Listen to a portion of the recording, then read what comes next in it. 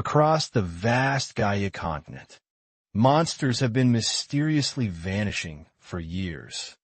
For several years now, and at first, people simply thought these creatures were going extinct. But here's the real surprise. They were actually being whisked away to another dimension, and this twist is precisely what one particular mage had been hoping to uncover all along, as this mage has spent ages studying the sudden monster exodus, though he's still clueless as to the why and how of their interdimensional trips. Instead, his real focus was on how he could harness this power for himself. After gathering every scrap of research he could find, he finally set up a magic circle deep within a dungeon called the Great Labyrinth. Now, with all his work coming to fruition, he sets the coordinates, channels his mana, and steps onto the magic circle, ready for the grand leap to another world. A brilliant light flares up around him as the spell takes effect, illuminating everything in a radiant aura. Then in a blink, everything goes still and confused. The mage realizes that while the air feels different and the temperature is off, he's not in another dimension after all. Nope, he's still outside the dungeon. Or rather, the entire dungeon has been transported to another dimension, leaving him stuck in a massive hole where the dungeon used to be. Meanwhile, in a different dimension, a young man stands in his attic, gaping at the interdimensional portal that suddenly popped up before him. Up until a few seconds ago, his day was pretty ordinary. Kong Janik had been going about his work, observing the bustling college students around him, feeling a twinge of nostalgia for the days when he, too, had passion and purpose. Nowadays, though, as a daring hunter, he doesn't exactly have the luxury of career dreams. His co-worker snaps him back to reality, reminding him, 1, that they're only halfway through their massive workload. 2, so there is absolutely no time to stand around. 3, after an incredibly grueling day, for the two men finally get a moment to rest in their van. 5, oddly, Jinwoo is barely bundled up. 6, despite the intensely chilly weather. 7, it turns out one awesome perk of being a hunter. 8, no matter how low-ranking you may be. 9 is an enhanced tolerance to extreme temperatures. 10, saving him a nice chunk of change on his heating bill. 11, sure, hunters enjoy some truly nifty perks. 12, but our main character Jinwoo. 13 is still slogging it out in part-time labor jobs, but why? 14, because he is absolutely flat broke. 15, and with all the guilds monopolizing every hunter gig. 16, there is not much he can really do about it. 17, a local serial killer has been absolutely wreaking havoc. 18, targeting hunters from even the top guilds. 19, and now those powerful guilds. 20 are greedily snapping up every single hunter job in sight. 21, so much for climbing the ranks anytime soon. 22 today, however. 23 seems to be Jinwoo's lucky day. 24, a truly loud crash. 25, followed by horrifying screaming echoes from the nearby school area. 26, this is finally his big chance. 27, chaos like that can only mean monsters are certainly on the loose. 28, and just bagging a few of them. 29, could easily set him up with enough cash. 30 to coast for an entire whole year. 31, but as his luck would sadly have it. 32, his dreams are promptly crushed when a man aggressively barrels in. 33, shoving Jinwoo aside. 34, as several other hunters quickly swoop onto the scene. 35, Titan, the powerful guild managing this area. 36 is already there in force. 37, and in a flash, they take absolute control of the situation. 38, Duyin, the deputy guild master. 39 snaps at Jinwoo, angrily telling him to get lost. 40 unless he truly wishes. 41, he is itching for a one-way ticket straight to the afterlife. 42, the gap between him, a mere D rank hunter. 43, and an A rank hunter from a big-time guild. 44 is just far too massive to even bridge. 45, with his aspirations completely trampled. 46, he trudges on to his next part-time gig. 47, hoping at least it will pay a few measly bills. 48 later, as he finally arrives home. 49 weighed down by a truly hefty dose of crushing defeat. 50, he hears a very strange noise, emerging from deep within his apartment. He moves to investigate. He suddenly finds himself facing a strange portal, leading to another world packed with fearsome monsters. Miraculously, the creatures cannot see him, and he's able to pass right through, with no strange reactions on his end. This truly could be the break he's been looking for. Heading downstairs to gather his thoughts, he ponders his many options. This portal is undoubtedly some sort of dungeon, a concept that until now only existed in theory. Had it appeared anywhere but his attic, he'd be thrilled, but it's in his own home, which greatly complicates things. Reporting it to the association will mean they'd certainly kick him out, for investigative purposes, of course. So his only real choice is to keep it under wraps, and claim it as his very own first. He needs to confirm if monsters can cross over to his side of the portal. Thankfully, they simply cannot see him.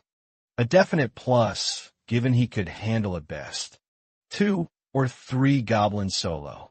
If a whole group decided to jump through, he'd be toast with nothing left to lose. He takes a deep breath and steps through the portal, landing on the first floor of a dungeon maze. He barely has time to take in his surroundings before a goblin rushes him from the left, club in hand, narrowly dodging.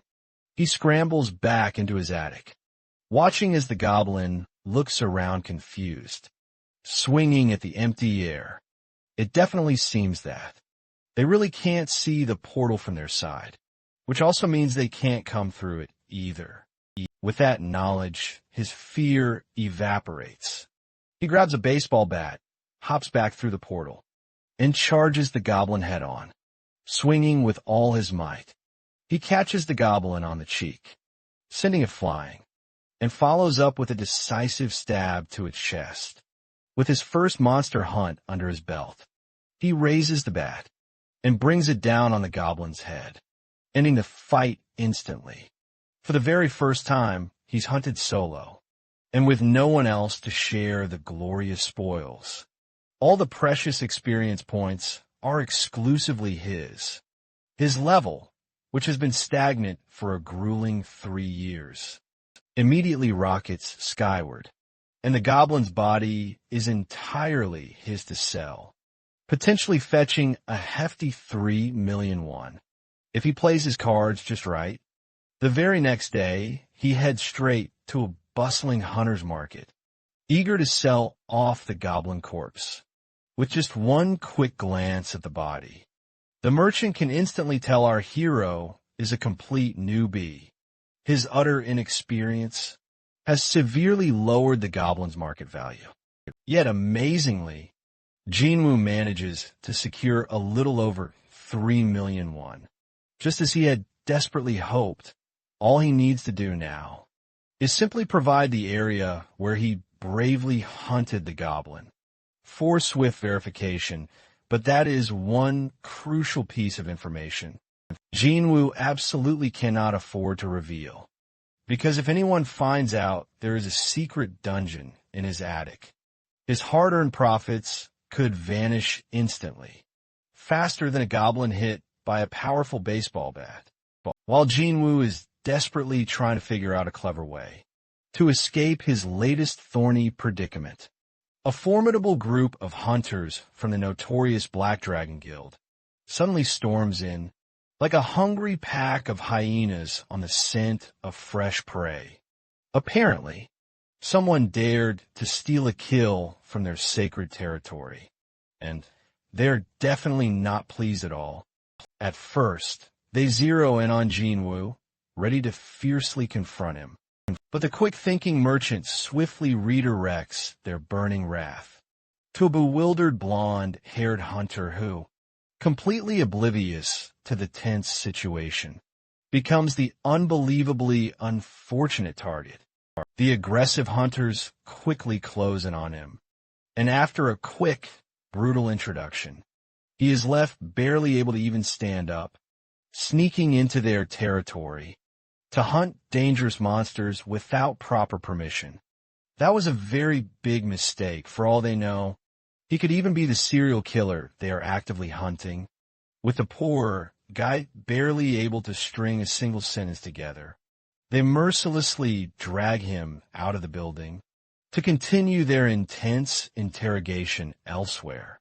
Watching the dramatic scene unfold, Jinwoo suddenly realizes that he could have easily been in the blonde hunter's shoes, knowing that there is absolutely no way he can lie his way out of where he got the powerful goblin from. Jinnik knows selling his treasures here is far too risky.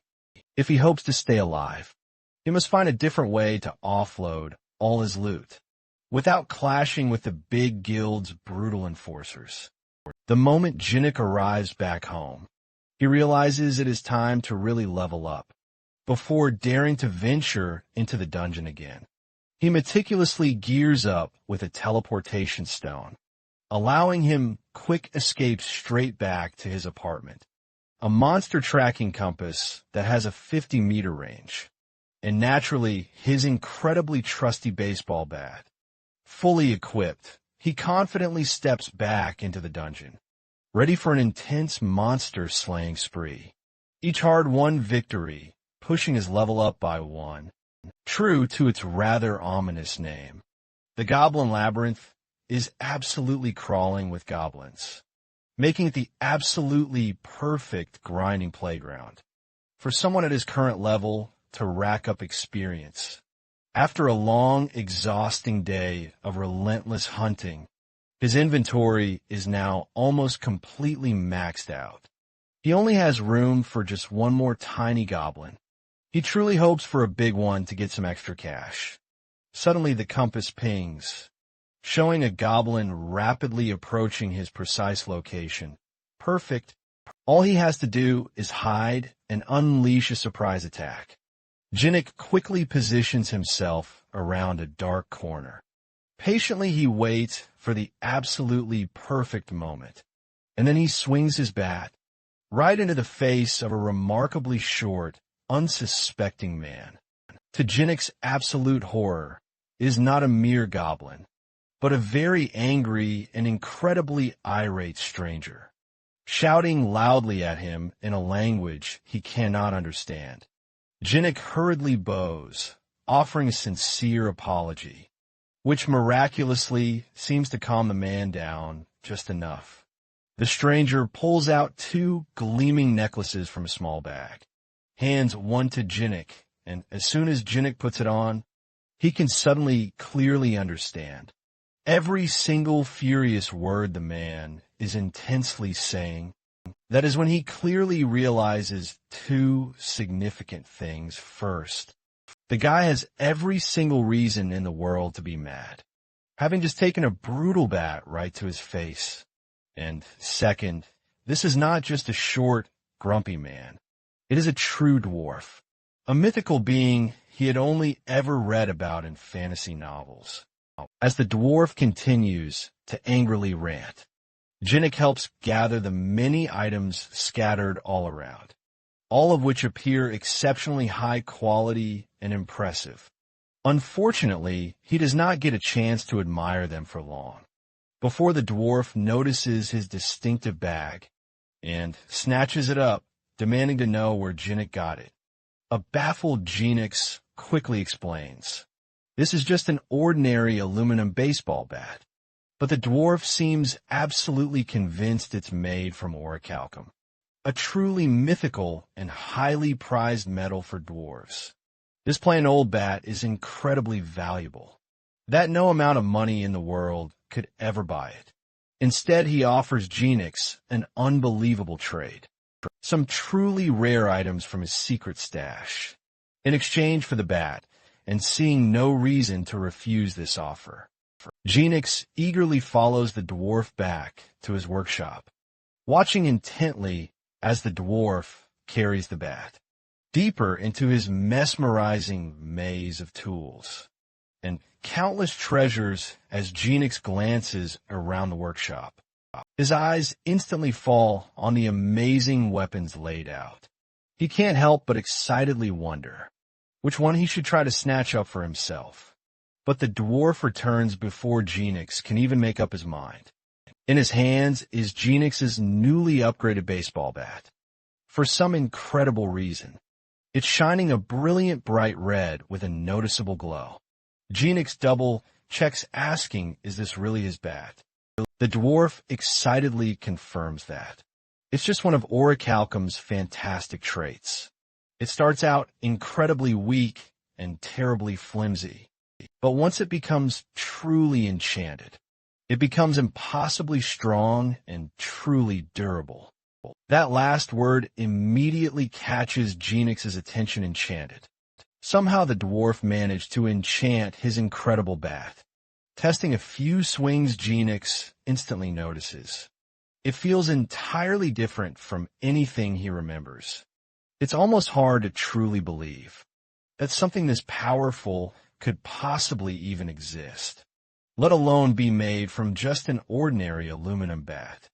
He quickly checks his status menu, and sure enough, he finds his bat is now proudly classified as a legendary item, boasting an astounding S-grade durability and an amazing automatic retrieval feature. Genix's once basic bat has turned into an ultra-rare and priceless treasure. Selling this would absolutely be a jackpot, but the item is unfortunately bound to him now, so no dice for selling still. Even if he can't make money directly off the bat, he can always make some solid cash with the goblin corpses he has stashed away in his inventory.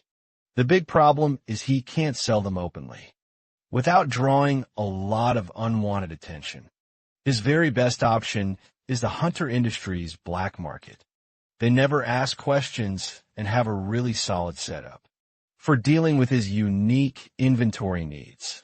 Genix heads home. He pulls out a mysterious black market business card and soon tracks down a truly suspicious-looking address. The card absolutely screams shady dealings, but it's his only lead. While searching for the entrance, Deputy Cho Hyang-il calls down to him, his voice echoing, and invites Genix to meet the boss. The enigmatic boss, Lee Junchul, is a ruthless loan shark disguised as a loan agent, who also dabbles in monster corpses on the side. When Genix lays out a staggering 20 goblin corpses for inspection, the two men are utterly stunned, especially since Genix is still a newbie. Genix managed to bring in such a huge haul, and in incredible condition too, mind you.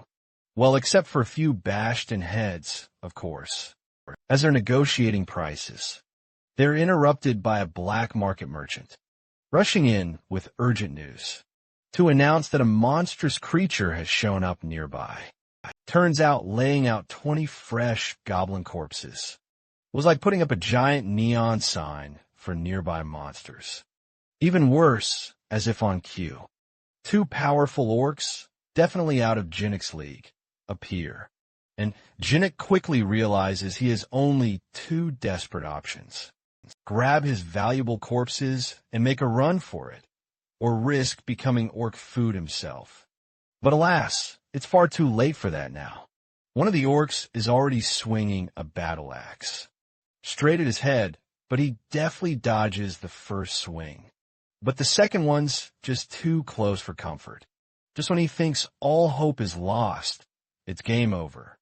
His trusty enchanted bat magically summons itself from his inventory and blocks the attack, sending the orc flying back. Another enchantment, presence detection, activates instantly. With this bat, Jinnik might actually stand a fighting chance. As the orc charges again, Jinnik, now brimming with confidence, goes on the offensive. He smashes the bat down on the orc's knee, totally disorienting it for a moment, and follows up with a brutal strike to its face, snapping its neck instantly, a brutal blow. Just like that, his level dramatically jumps from 24 to a whopping 36. Before he can even celebrate, the second orc viciously attacks. This time he swiftly dodges, then deftly runs behind it, and slams his bat into its back, then finishes it off with a devastating blow to the head. With both powerful orcs utterly defeated, Jinnik simply smirks, turns back to the men, and coolly suggests they add these impressive orc corpses to their existing deal. That day he walks away with a spring in his step, having convinced them to pay him 15 above market price. His bank account is now a sight to behold, and thanks to saving the black market crew, he secured a reliable buyer for his future loot. Clearly the black market guys have realized Jinnik isn't some low-level thief. They're looking at a hunter, strong enough to take down 2 orcs solo, even with his legendary bat and newfound strength. Though he knows he'll need better gear to tackle higher-grade monsters. Fortunately, he's got a plan to score his next upgrades, maybe even for free the next day. Jinx shows up with a crate full of beer cans and alcohol for the dwarf, thinking he'd struck gold. After all, the dwarf loves aluminum. So why not beer cans? The dwarf's eyes widen, seeing the crate full of orichalcum. He tries it can only to spit it out immediately. The taste absolutely horrible. To avoid another shouting match, Jinx quickly offers him some soju instead. The dwarf takes a swig, and while he's mildly satisfied, there's clearly room for improvement. Jinx can sense it. The dwarf is looking for that extra kick, taking advantage of the moment. The dwarf gives Jinx a new quest mine, some mithril, or what does mithril have to do with alcohol? Who knows, but Ginny wants free gear. So he dives deeper into the labyrinth, emerging at a large forest clearing on the second floor. A menu pops up, telling him he can record this location as a warp point. Ginny has no idea what a warp point is, but accepts anyway, creating a portal to travel between floors. He ventures further, reaching the second floor, ominously called Dogs and Skeletons. Immediately monster dogs leap at him. Compared to the orcs he fought before, these are nothing more than free XP. He swings his bat with abandon, wiping out 25 of them and collecting their corpses. That haul alone should net him a solid 200 million won. Tempting as the money is, he has to stay focused on his mission, mining that mithril, or as he journeys deeper. Suddenly, menacing skeletons begin to appear, and since these bony foes can't be sold off, Jinnik must shatter their cores to truly defeat them. It's then that Jinnik fully understands why the dwarf chose him for this mission, instead of undertaking it himself. Skeletons are an absolute nightmare to fight, a total pain to manage. But all that intense battling certainly helps boost his level to an impressive 100, unlocking a completely new class. He fully expected a powerful berserker or valiant warrior class, given all the incredible combat he'd endured. But he's absolutely stunned to discover he's been designated a cleric instead. Once the last of the skeletons is dispatched, he finally gathers the precious mithril, or the gruff dwarf, who never believed Jinnik would return alive, now seems genuinely impressed, offering a generous reward. He offers to forge anything Jinnik desires, absolutely anything, already wielding his legendary, powerful bat.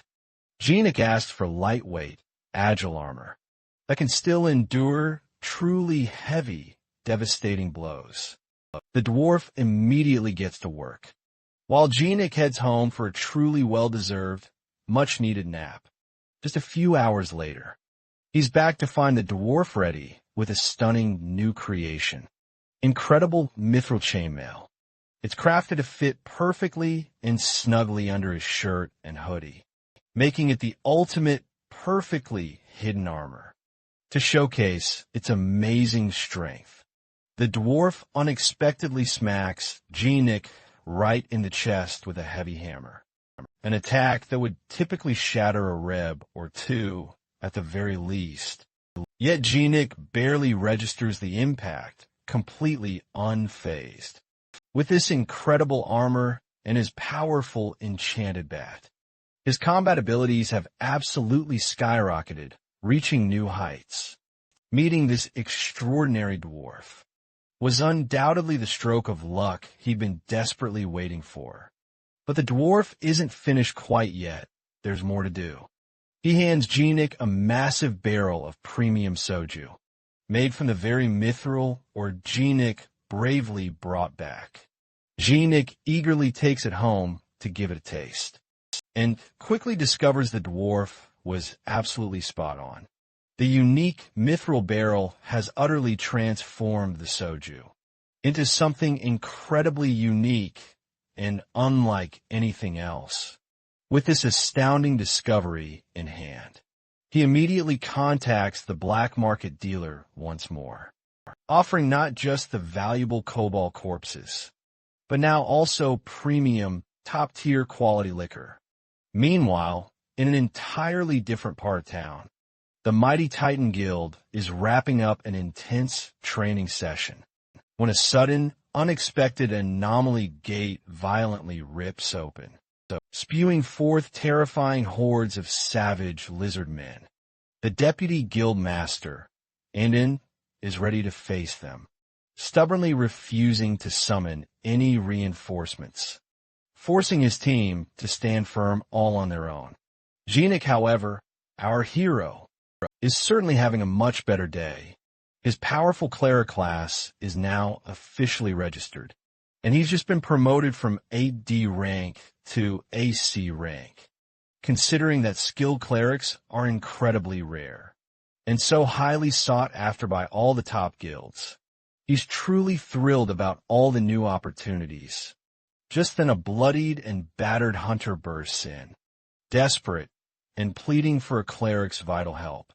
Genik volunteers and is quickly taken to the site, where Mighty Titan Guild members are locked in fierce battle. With monstrous lizard men, he's instructed to stay in the back and heal as many injured people as he possibly can.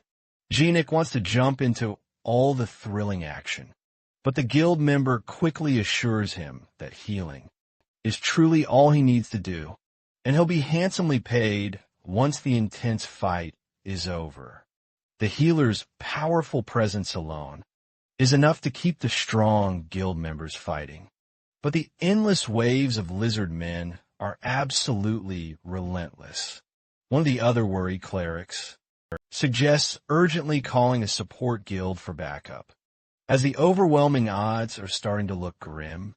Just as Genik is considering their important next move, he suddenly senses a hostile presence right behind him. His trusty bat instantly saves him from a near-fatal blow, delivered by a sneaky and cunning lizard man, who somehow completely bypassed all the vigilant hunters, aiming straight for the vulnerable healers. Realizing that the rear defense has been totally breached, Genik swings his bat, sending the attacker absolutely flying.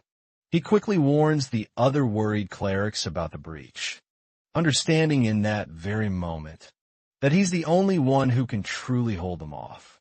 The cunning monsters themselves must have used a wicked concealment technique to slip through, planning to ruthlessly ambush the healers from behind.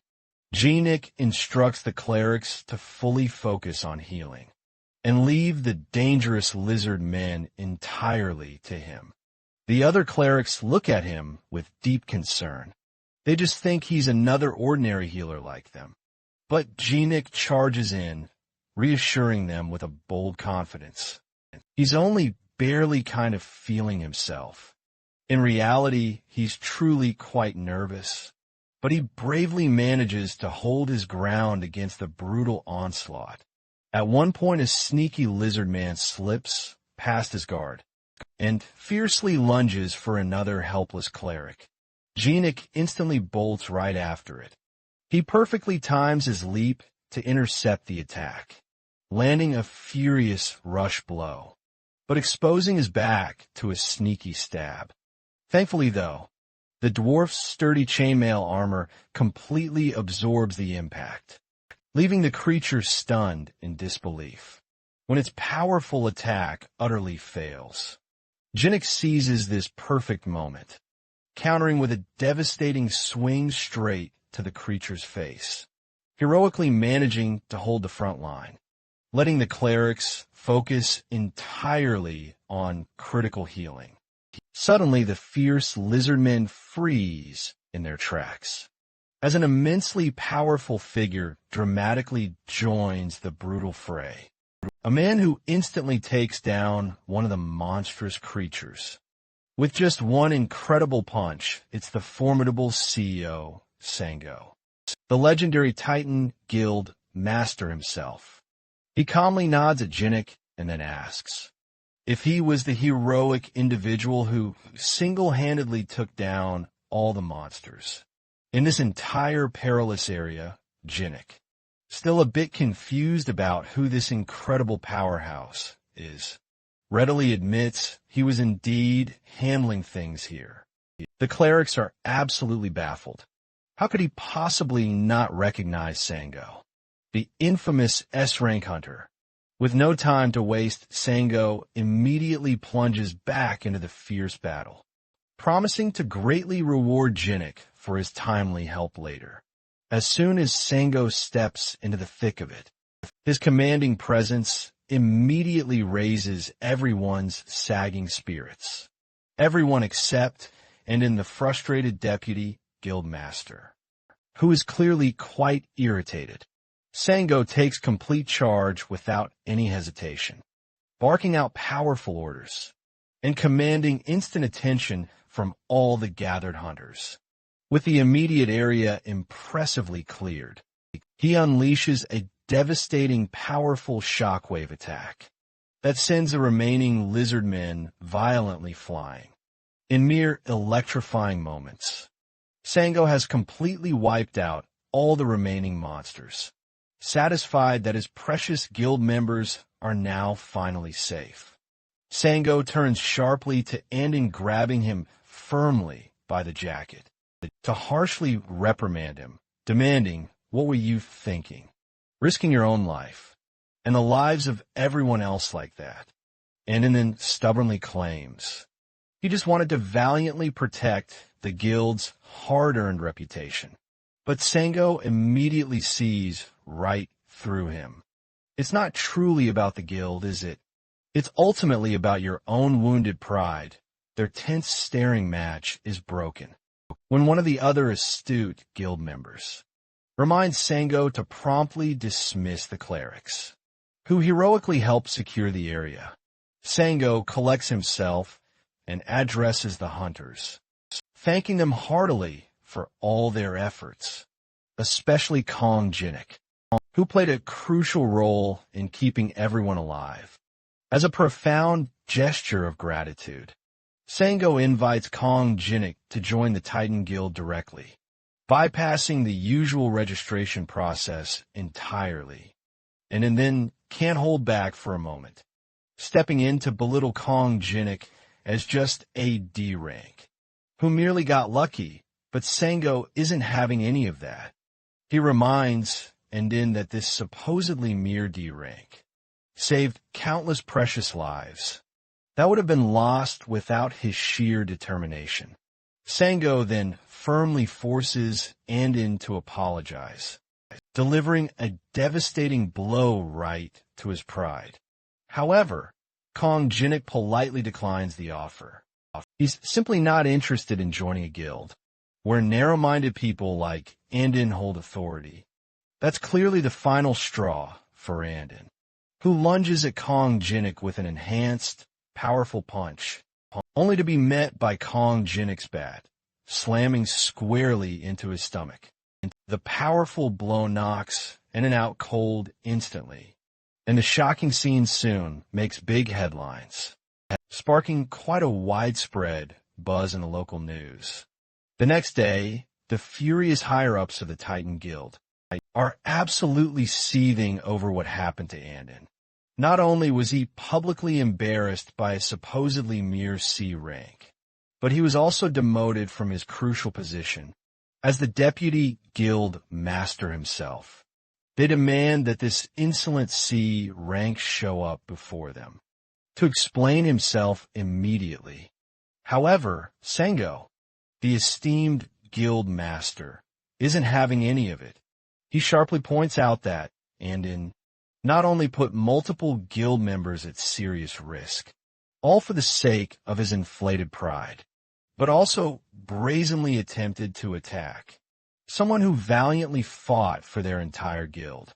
That's more than enough reason for a swift emotion in Sengo's discerning eyes. This sharp comment shuts the gathered crowd down completely, leaving them with absolutely nothing left to say.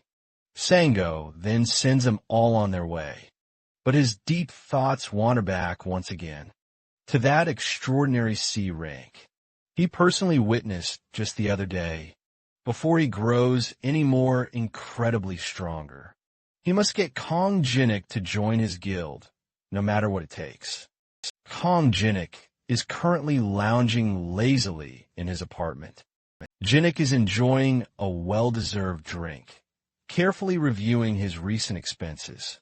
He certainly earned a pretty penny from all that intense hunting, so he ended up spending way more than he usually would have.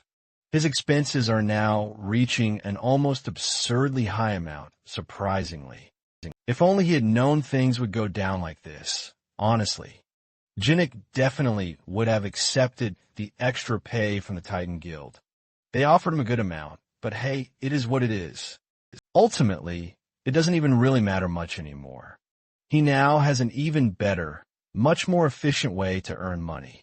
After some much-needed relaxation and a good break, Jinnik boldly heads straight back into the perilous dungeon. He is ready to collect even more valuable monster corpses. Hunting the same old monsters simply isn't enough for him now.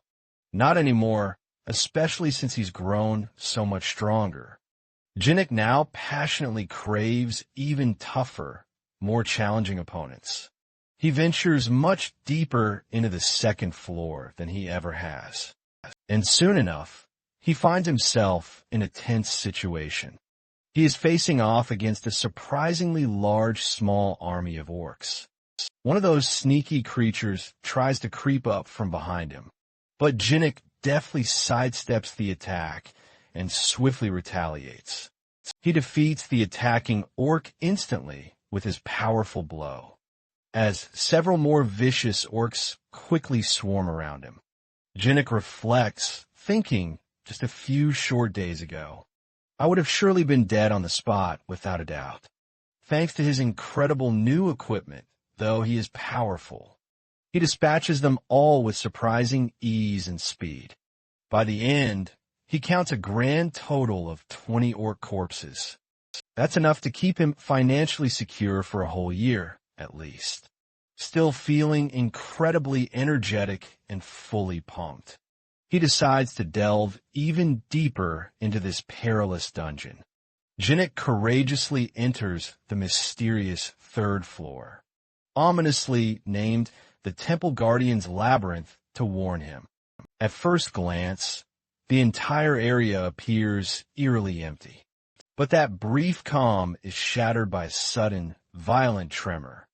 The ground shakes, and a giant hand suddenly bursts out right beneath him. Jinnik barely manages to swiftly dodge the incoming attack. Thankfully, he's incredibly quick on his agile feet. The enormous hand belongs to a towering, formidable stone golem. It's an artificial monster, powerfully built from pure mana. Its powerful attacks are simply too fast for him to successfully dodge. And even when he manages to block those heavy blows, the sheer force still sends him staggering uncontrollably back. With very limited options surprisingly left for him, he realizes that the golem is incredibly strong, indeed, but it sadly lacks the intelligence to wield that strength effectively. Taking full advantage of this crucial weakness he discovered, Jinnik lands a precise, powerful blow right on its head, shattering it instantly into countless small pieces. But wait, the formidable golem surprisingly starts to reform.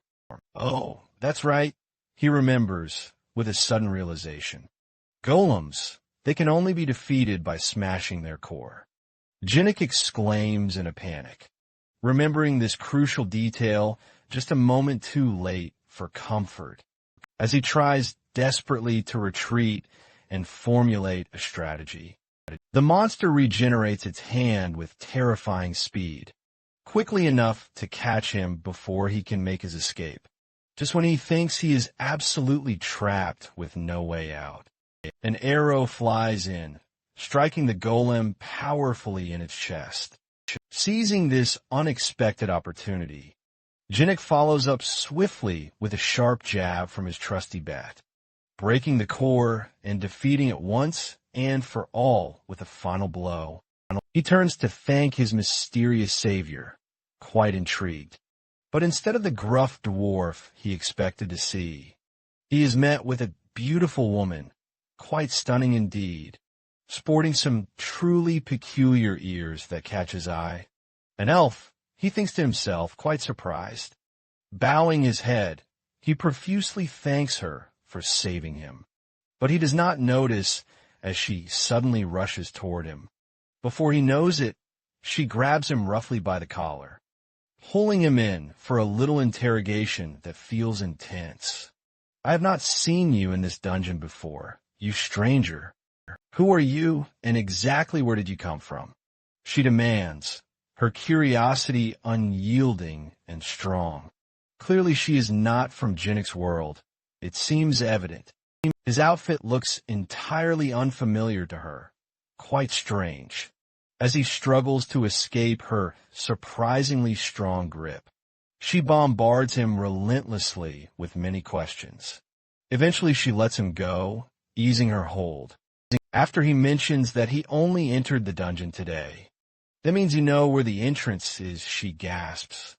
She exclaims with sudden, great excitement, shoving him to the ground before dropping her bow. Finally, I have found a way out of this dreadful dungeon.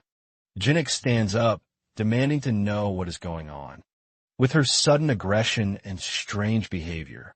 But the elf completely ignores him, focused elsewhere, insisting that he take her immediately to the exit, not impressed by her audacious boldness in the least. He rolls his eyes, but thinks she is really undeniably pretty. Though I guess I can let it slide for now. He muses, if you guide me safely out of this challenging dungeon, I will compensate you quite handsomely for your efforts. She promises, after all, with a confident smile, I'm a platinum rank mercenary, quite formidable. So you can certainly trust me. Her name is Lucia, and she is a half-elf, quite unique, who prides herself on being somewhat famous and well-known. Surely he must have heard of her somewhere, she assumes. But Jinnik has no idea what she is talking about at all, when she insists that she is a platinum rank mercenary, and she flashes her badge right at him. He has absolutely never seen or even heard of such a thing. Did you seriously just come from some rural area? How could you possibly not know what this badge even is? She exclaims with utter confusion etched across her whole face. I am from Seoul, Korea, he confidently replies. Her expression suddenly shifts to one of pure bewilderment. Wait. What did you say, Seoul, Korea? Lucia then realizes that the crazy, powerful mage might have actually succeeded in his wild dimension hopping spell after all. A powerful mage from my dimension cast a spell on this very dungeon that caused it to abruptly hop over into your world. She explains that sounds completely impossible to Jinnik. But it seems that this is exactly what has happened.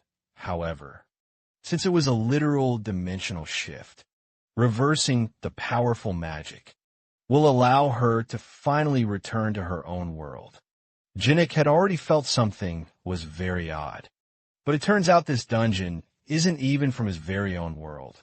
If it returns to its original location now, that could spell serious trouble for him. He asked her if she plans to send the dungeon back right away. Immediately, but alas, she simply cannot. It would be far too difficult to reverse such powerful magic here. She quickly replies, but there is a potential location that could totally help. It's a hidden room right on this very floor that I found a long while ago myself. While searching frantically for an exit, she asks for his help in getting to the hidden room fast and promises to handsomely reward him for his assistance. The conditions do not seem all that bad, so he readily agrees to help her reach it. As they make their way, they fight off a few nasty orcs, and Jinnik notices something truly important, that she is a lot stronger than he initially ever thought. That powerful arrow she fired earlier, no joke, fighting her right here, would definitely be a major disadvantage for him. His safest bet, then, is to cooperate with her and continue assessing the whole situation. After a little more walking and adventuring, they decide to rest at a safe, secure spot. Jinnik had packed some chocolates in his very own pockets for emergencies, and he kindly hands one to her. She takes a liking to it immediately and absolutely demands more. After munching through his entire chocolate supply, she asks for even more, unfortunately for him. That was indeed the final foe, and it seems she is quite satisfied, ready to continue their journey. At least for now, as eventually, they arrive at a truly massive room.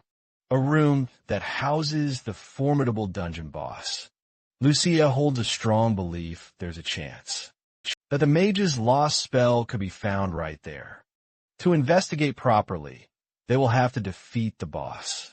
She reassures him that he doesn't have to do much at all. All he really needs to do is help her land the finishing blow. Once she brings it down, they can then safely open the door. But as soon as they step inside, the terrifying monster unleashes a thunderous, angry roar before immediately launching its devastating attack.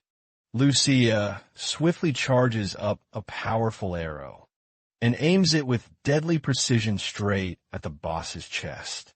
"Watch me closely," she proclaims with determination, like some kind of epic superhero from legend.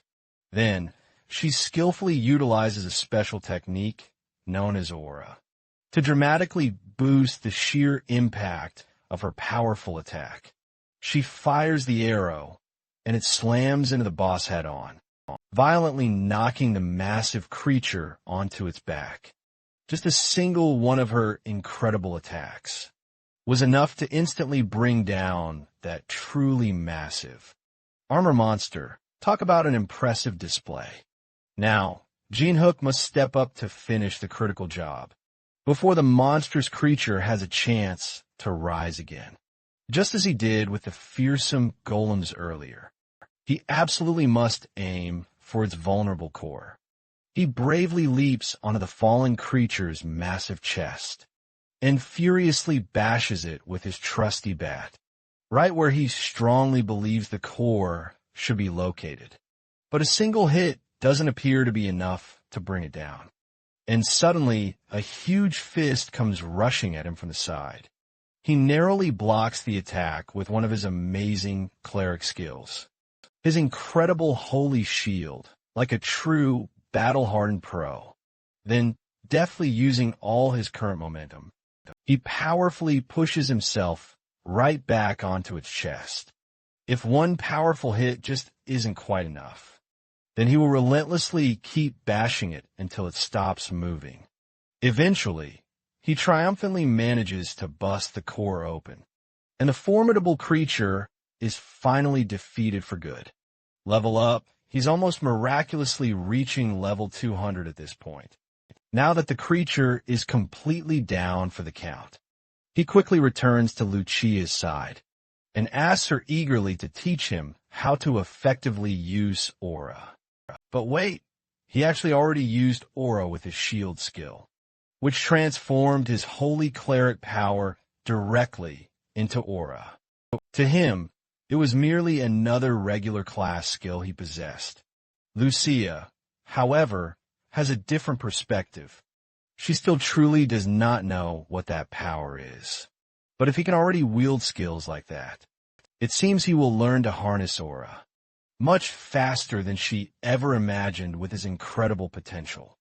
He might even begin enhancing his attacks with the power of aura right away. But first there is one tiny condition. She sends him back to grab more chocolates for her. Meanwhile, back in the bustling city, Sango walks along with his secretary, Lee Haina, discussing a strange new anomaly that just appeared near Gangnam Station. It was actually detected yesterday, meaning they only have about 5 days to truly prepare before a powerful monster crashes in. The party, no matter how Sango pictures this, there is no way his guild can handle this one. Alone, however, with no help. All of the other major guilds have already been dispatched overseas, leaving the mighty Titan Guild as the only one left in Korea to fight now. Haina continues searching for capable hunters who are freelancing throughout the local area, but none of them seem truly reliable. Sango, however, has a different plan. Has his sights on someone else entirely coincidentally. That someone just happens to be crossing the street right now. He excuses himself quickly from the conversation with his secretary now, and chases after Jean Hook with urgency, who is carrying home a super large box of snacks that the elf specifically asked him to get. When the guild master's voice catches his attention suddenly, he offers his proposal for Jean Hook to join the mighty Titan Guild once more like before. But Jean Hook has no plans to ever change his mind. In that particular case, Sango offers Jean Hook a job as a mercenary instead, so he can still work for the guild with them, without officially being a part of it. The reward truly sounds substantial, which truly piques Jean Hook's interest now. But he promises to only think about it for a bit. Classic, he soon returns to the dungeon and presents the snacks to the elf princess. She happily devours every single one of them, and it is quite clear they do not have this kind of food in her homeworld. After her incredibly hearty meal, Jean Hook asks her why she's eating. Down in the basement, when they've already defeated the boss monster, she points up at a magic circle on the ceiling and explains that it connects the dungeon to the world he lives in because of this. She'll be staying down there for the time being to study it, so if he wants to learn more about aura, he's going to need to bring her more chocolates. Now that she's done eating, she takes his hand to teach him how to use aura. Firstly, she needs to pour her aura into his body to show him what it feels like as Jean Hook feels the power flowing into him. Lucia notices a spike of energy. It seems he has more talent for this than she initially expected. The movement of holy power coursing through him is impressive enough that she believes he'll grasp the basics. By the end of the day, she commends him for his talent and asks if he can remember the flow of aura in his body confidently. He assures her he can, and she acknowledges him with a nod. before turning to leave the dungeon. She mentions that she was supposed to investigate the magic circle first, but it seems faster to train him on how to use aura, and the best way to do that practical experience. She takes him to a different part of the dungeon and tosses him into a horde of monsters. Surprise, she seems to say, as he finds himself fighting an army of goblins and kobolds all at once. Surprisingly, he manages to hold his own, while also collecting their corpses. Turning to Lucia, he asks, "Why am I suddenly fighting a horde of monsters, when you said I'd be learning how to use aura?" She shrugs. "This is how you learn. Even though I infused a bit of mana into your body, so you could feel it, you need to sense the rest on your own. Just activate aura using your holy power. There's no better way to get the instinct for it than in the middle of real combat." Jean Hook is more upset that she didn't mention any of this beforehand, and instead simply threw him into the action without any warning at all. As they're fighting fiercely, the ground suddenly starts to shake, and a massive stone golem forcefully emerges from the earth. It lets out a thunderous roar and then shoves Jean Hook far away, as Lucia explains that he absolutely needs to face a true crisis. To unlock his true potential, all you have to do is intensely focus and try to deeply feel the holy power that's actively coming from the shield you generate with your amazing skill. The shield is completely made of pure aura, so once you truly get the hang of it, you'll pick it up incredibly quickly. Easier said than done, especially when you consider this. Since he doesn't consciously activate the holy shield himself, how am I possibly supposed to feel any aura from something that just turns on completely automatically? He wonders aloud just then. The monster brings down a huge fist menacingly toward him, and he blocks it with a holy shield once again. This time, though, something is different. He distinctly feels something, a strange energy gathering powerfully around his left hand, the very one activating the incredible skill. This must be what holy power truly feels like. The golem violently attacks again, and Jean Hook summons his holy shield once more. Except this time something has changed. It has a decidedly different shape than he vividly remembers. The sensation of summoning the shield is also incredibly different. This must be mana, he thinks to himself. But suddenly, the golem doesn't give him time to figure all this out at all, and viciously smashes down on the shield, sending Jean Hook flying far back. Lucia mocks him from her high podium, saying, "I told you to truly get the hang of your skill, not to make such foolish mistakes." He was just doing what she told him to, though, as he quickly prepares for another attack. A status window suddenly appears right in front of him. He has acquired a powerful new skill called Holy Power Application.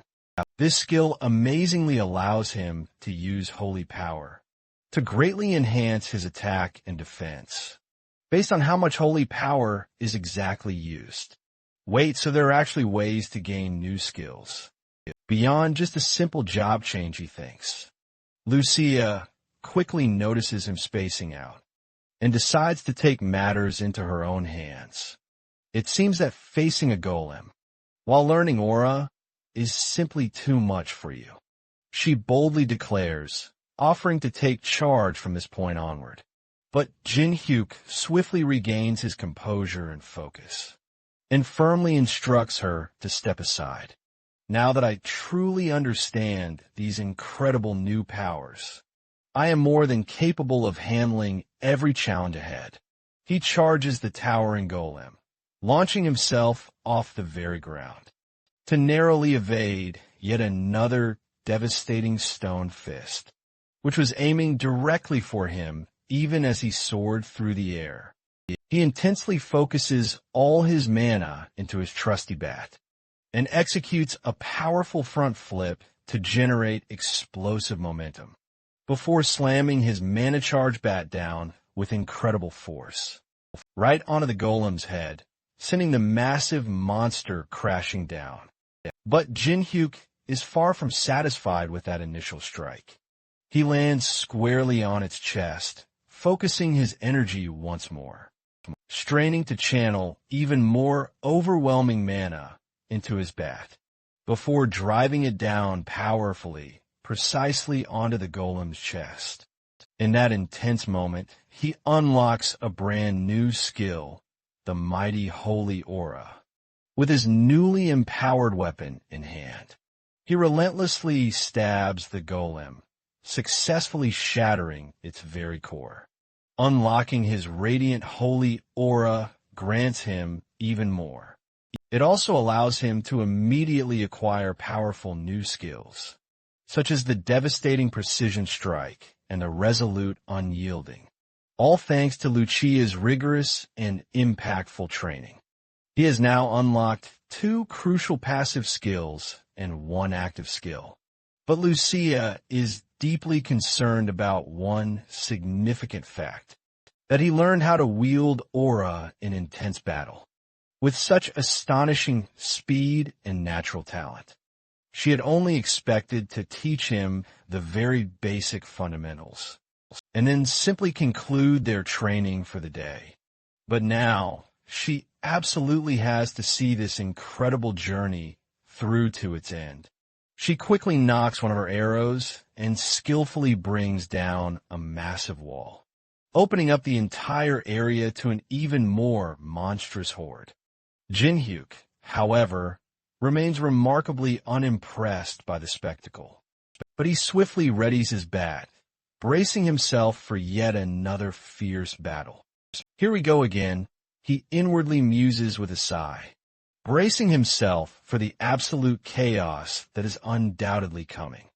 The brutal battle against the monstrous creatures within this dungeon truly takes an incredible toll on his body and spirit. And by the time he heads off to sell the piles of monster corpses, he is completely, utterly exhausted from the ordeal. He looks so incredibly drained that even the notorious black market boss, Jinu, can't help but notice his state. When their paths finally cross once more, Jinhyuk looks as if he just barely emerged from an intense war zone. Jinu wisely decides against asking too many probing questions, and instead gets straight down to their usual business, readily accepting the large haul of monster corpses. He then brings up the popular topic of the alcohol he sold them, last time boldly marketing it as traditional artisan soju. Ever since it hit the market, orders for it have been absolutely flooding in, and this drink has become incredibly popular. In a short time, I could focus on selling my liquor and never have to worry about money ever again. Jinu muses to himself, with enough money to last him for the rest of his days, and a small business already perfectly set up. Jinhyuk heads home to finally get some rest. His intense training with Lucia has left him immensely tired, and just seconds after collapsing onto his bed, he instantly passes out. Not long after, he's suddenly jolted awake by the blaring disaster alert. A loud automated voice booms, urging everyone on the street to quickly evacuate and get to safety immediately. Today is the day of the dreaded monster invasion, but it seems to have arrived early this month.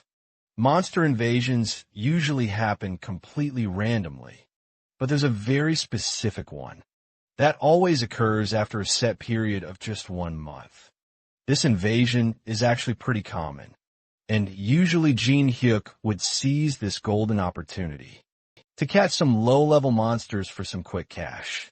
This time around, however, he's simply too tired to care at all. The large guilds will take care of it anyway, right? He thinks that was certainly the plan, until a new notification suddenly pops up on his phone, informing him that due to the sheer urgency of the invasion, the rewards for taking down monsters would be tripled, with triple the incredible rewards now up for grabs. Jin-hyuk can't ignore this invasion anymore. He steps out onto the bustling street to see if he can take some monsters down and really cash in. Meanwhile, security officials desperately guide people and try to quickly clear the dangerous streets, while the mighty Titan Guild battles endless hordes of monsters, violently running through the entire city. The security line is already dangerously breaking due to the sheer number of monsters trying to push through, and Sango himself is already running out of stamina to keep up the relentless fight, no matter how many terrifying foes he manages to take down. More just keep relentlessly popping up. The guild members are already pushed to their absolute limits, and even though it looks like they have a slight upper hand, things aren't looking too promising at all. The guild secretary watches the intense fight worriedly from behind the relative safety of the barrier, even though everything seems to be going surprisingly well. All thanks to the incredible guild master. She can clearly see their forces are getting stretched thin. If only they had just one more powerful hunter to truly turn the tide. Her mind drifts to a specific man, someone their guild master once found highly promising, not so very long ago. So she grabs her phone and calls Jin-hyuk. He is right in the middle of battling some nasty goblins. When he finally picks up, she offers him a golden chance to fight with the mighty Titan Guild, promising him truly hefty compensation in return. He boldly asks for 5 times the normal compensation, and she suggests they meet up at a predetermined secret place to discuss further details when they meet. But when they meet, she offers him only 4 times the compensation instead, and he rather reluctantly agrees.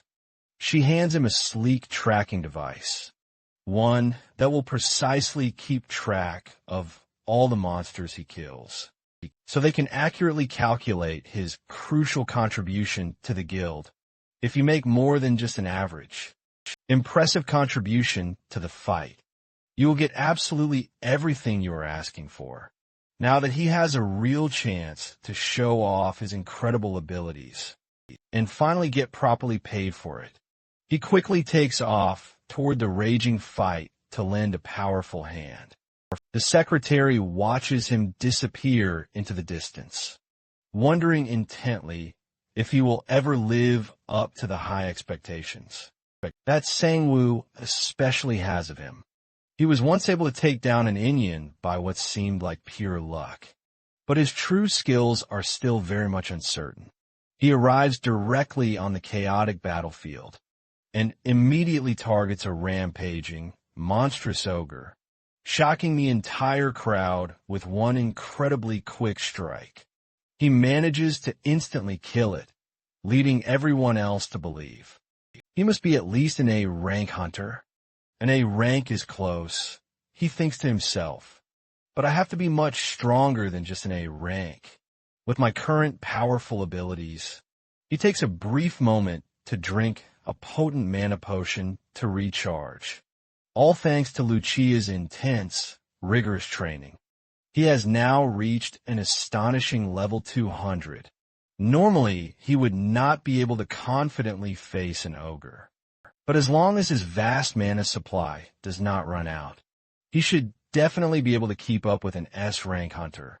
Right now, he has over 1,500 precious mana potions, which means all the monsters around him are just pure money makers. Elsewhere on the field, Don actively takes down monsters alongside his powerful guild members. He notices that the monster count is drastically decreasing, and quickly turns to see a large group, witnessing someone effortlessly decimate monsters. His curiosity piqued, he investigates closer, only to spot the very individual he currently despises, Jin-hyuk, as he shouts commands to the bewildered hunters, urging them to snap out of their stupor and return to battling the monstrous horde. Wondering why this guy is here and who even summoned him, Merely catching sight of Jin Hyuk instantly brings back memories of their previous clash, when his humiliating defeat was publicly broadcast, emblazoned across every news channel. Surely that last encounter was nothing but sheer luck. But now, with Jin Hyuk all by himself, there will be absolutely no issue in taking him down, and finally putting him where he belongs.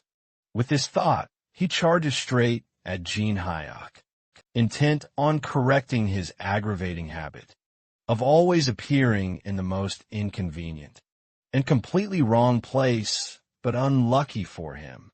The formidable Jin Hyuk spots him far too soon, easily anticipating and countering the assault, sending him soaring and knocking him out cold once more. "Oh, sorry, but not today, pal." Jin Hyuk muses, casually shrugging off the brief commotion. Meanwhile, Sango finds himself locked in a fierce stare-down with a rampaging minotaur. His mana reserves critically low, his stamina completely depleted. The colossal minotaur raises its massive club, poised to strike, just as Sango seriously considers a strategic retreat, hoping to recover his stamina, but before the blow can land, a powerful voice suddenly rings out from behind him. Jin Hyuk dramatically drops in from above, seizes the mighty minotaur by its menacing horn, and violently slams it straight into the hard ground. Witnessing a serang hunter defeat a minotaur in a single devastating strike, it appears his earlier assessment of Jin Hyuk was incredibly accurate, as the powerful hunter swiftly dispatches the monster. Sango steps forward, eager to express his gratitude for the unexpected aid. Jin Hyuk casually dismisses it, remarking, "The guild master specifically summoned me, promising a substantial payment in exchange for my assistance. So there is truly no need to thank me at all." Sango then seizes this perfect opportunity to reiterate his plea to join their guild, explaining that if he partners with them, incredible opportunities like this will constantly arise. Jin Hyuk pauses, taking a thoughtful moment to deliberate, and at last he gives his answer. "Once we completely deal with these last monsters, then I will definitely give it some serious thought." As they continue to converse, Sango suddenly gets an urgent call from Hyena, and she frantically tells him to gaze up at the sky. The clouds above have turned a terrifying black, and the very air around them has turned fiery, crackling violently with intense lightning. A truly massive and menacing presence lurks among the clouds, and it certainly does not appear friendly at all. This formidable creature unleashes lightning at everything, relentlessly targeting both rampaging monsters and brave hunters, damaging numerous buildings as it soars menacingly overhead. It's simply too high up in the sky, so their current skills simply cannot reach it, leaving them completely without any way to attack. Sango quickly suggests they return to his guild to assess this dire situation, inviting Jinnik to join him. With a heavy sigh, Jinnik reluctantly agrees, and they quickly reconvene together in his office. They immediately run various tests, only to discover that nothing they have done so far can affect this creature or defend against its powerful attacks. Every single attempt to stop it has been completely nullified or utterly destroyed. They desperately realize they need immense firepower now, something capable of incredible long-range destruction. Lucia's name immediately springs to their minds, and Sango swiftly recognizes that there might just be a way to bring it down. After all, as Jinnik quickly leaves to fetch Lucia, the powerful executives of the Titan Guild eagerly gather to discuss Sango's apparent favoritism towards the legendary C ranker, The other guild members vigorously brainstorm alternative methods to defeat this monster without relying on Jinnik. But they quickly find themselves with no other choice, as all other strategies are guaranteed to completely fail, leaving them only with the critical option to trust the one skilled hunter with a true plan. They consider calling the formidable Gyusha Guild, a large group bursting with A rank and higher mages. But no, they don't care about any casualties. Inviting them would likely lead to far too many deaths. The entire room instantly falls silent as they acknowledge their incredibly limited options. Meanwhile, Jinnik excitedly emerges from the portal with Lucia, genuinely thanking her for agreeing to help and promising her as many sweet treats as she could desire. As a generous reward, they rapidly ascend to the very top of the Titan Guild headquarters, where Jinnik eagerly shows her the terrifying monster. Terrorizing their city, he asks if she can take it down, and she confidently assures him that she truly can, because the monster is truly immense. She could hit it even with her eyes completely closed. This truly is a fearsome level 300 creature, the absolute highest level ever recorded by anyone, and she declares she can eliminate it with ease. But first she needs just a little assistance. The building's roof simply cannot withstand her immense power, so she asks Jinnik for his expert help to prepare a robust shield to absorb most of the brutal impact, not wanting to see countless buildings completely destroyed. Jinnik promptly calls the powerful guild leader to inquire about all the potential collateral damage. Once they finally take down the fearsome monster, Sango tells him not to worry at all about collateral damage and to focus solely on bringing that creature down. With that settled, Jinnik quickly prepares the shield, while Lucia charges 2 powerful arrows to strike the beast. She aims carefully and then releases both powerful arrows, creating a truly massive shockwave that pushes Jinnik back. Even with the shield, the 2 shots soar high through the sky and land a devastating direct hit on the monster, obliterating half its entire body from the explosive impact. The Titan Guild watches in utter awe from the ground below, truly amazed that Jinnik managed to pull it off with such incredible effortlessness. Hunter Kong Jinnik continues to absolutely impress everyone. The incredible whiplash from Lucia's powerful attack leaves smoking trails right there on the building's helipad. While it certainly wasn't the time to hold back, this was perhaps a bit excessive. Lucia, on the other hand, is truly disappointed that the monster was just so weak, attributing her ease in defeating it to her truly immense strength and power regardless. The job is done, and it is time for her to head back. She hands Jinnik a tracker that monitors all his points, showing a truly staggering 240 points earned. Before she finally leaves, she warns him not to place too much trust in anyone, especially when a lot of money is at stake. People's minds tend to cloud over with rampant greed. She strongly advises him to always be wary, as she has learned from her many dangerous adventures. Jinnik assures her that he will be just fine and will handle anything that ever seems off. They part ways, and he heads down to the busy street, where he is met by Sango and his eager secretary. They quickly catch up with him and ask how he managed to take down such a formidable monster all alone. Jinnik politely declines to share his secrets. Upon hearing it called a secret, one of the executives feels quite offended and refuses to believe a mere C ranker could defeat such a monstrous beast. However, Jinnik quickly shows them the monster tracker, which clearly displays a substantial number of points earned, thus proving that he indeed took it down himself. Sango promptly stops the executive there and apologizes to Jinnik profusely for the outburst. The executive watches on in seething anger, feeling that Sango clearly favors a C ranker over his own dedicated guild members.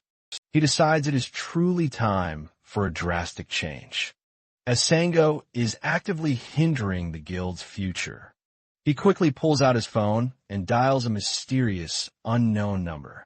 By the next day, wild rumors swiftly spread throughout the city that a seemingly ordinary C ranker had defeated the massive giant monster. Members of the Titan Guild remain incredibly skeptical, but verifying this crucial information is not too difficult at all. Word also quickly circulates that the guild master, personally and directly, offered Jinnik direct entry into their prestigious Titan Guild, which he shockingly turned down. He must be incredibly confident in his skills to reject such a significant offer from Sango himself. The rumors have even reached the Alaran Guild, who learned that their top hunter Andoan has been hospitalized after the recent monster invasion. Despite being known for his truly impressive skills, it is dramatically revealed that he was decisively defeated by the rumored C-rank Searing Hunter. If this astonishing news is truly accurate, then the rumors hold significant weight. The Alaran Guild scouts decide they must meet with Jinnik to swiftly verify this crucial information. He might have somehow unlocked a legendary hidden class, which is exceptionally rare indeed for hunters.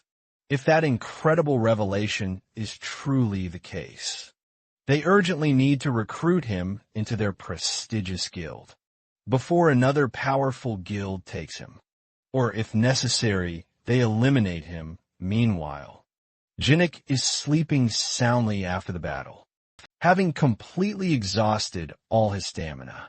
He completely passes out as soon as he gets the chance, and only to wake up a full 2 days later, realizing the immense toll of his overexertion. He slowly walks into his living room and finds that Lucia has created a truly massive mess.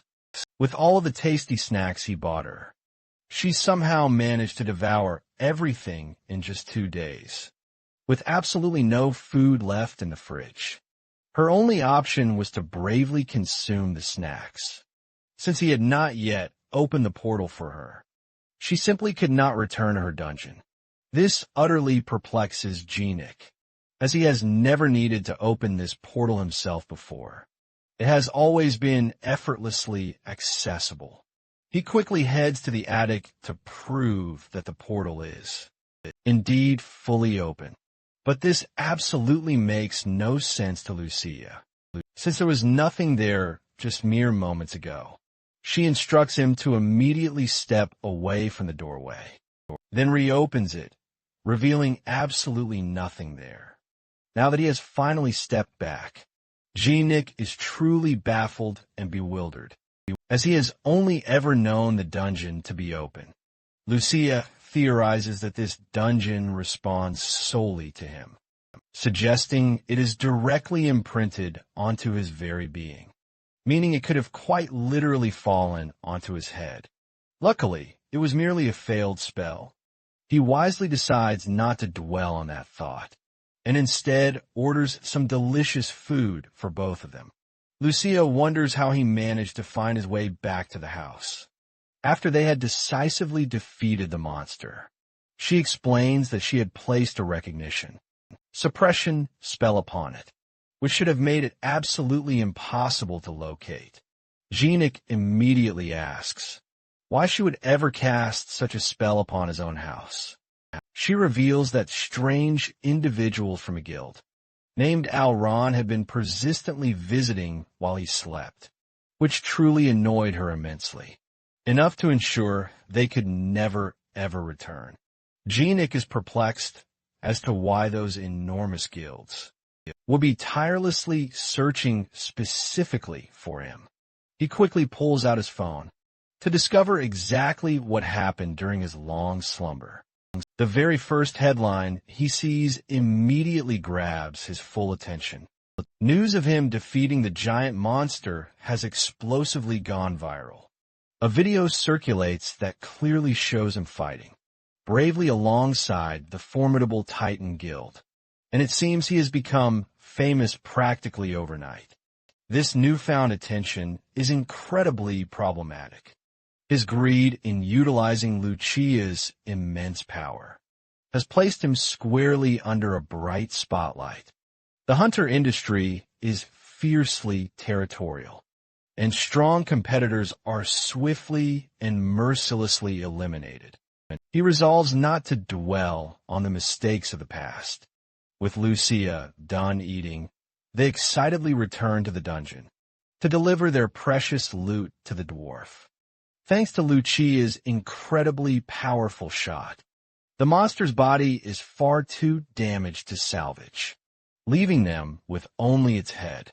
The old man is clearly frustrated with Lucia for completely overdoing it and ruining perfectly valuable material, revealing a deep-seated animosity between them. Jinwoo quickly interrupts their heated argument, asking the cantankerous dwarf if he can craft something extraordinary from the massive corpse. The dwarf skillfully digs out a unique organ from the creature's head, which astonishingly allows it to produce powerful lightning. With this incredible discovery, Jinwoo can now enchant his trusty baseball bat to unleash electrifying lightning. As well, truly amazing. He then inquires how the grumpy dwarf would prefer to be compensated. But the dwarf simply wants Lucia to immediately leave his precious workshop. An utterly angered Lucia shakes violently with pure rage, and Jinwoo has to quickly calm her down by promising even more delicious sweets. After barely preventing her from furiously shooting a massive hole right through the dwarf's head, he heads straight back into the bustling city to buy her all the promised delicious treats. On his way back home through the busy streets, Jinwoo suddenly senses something sinister lurking in a dark alleyway. It definitely seems like someone sinister is tracking him.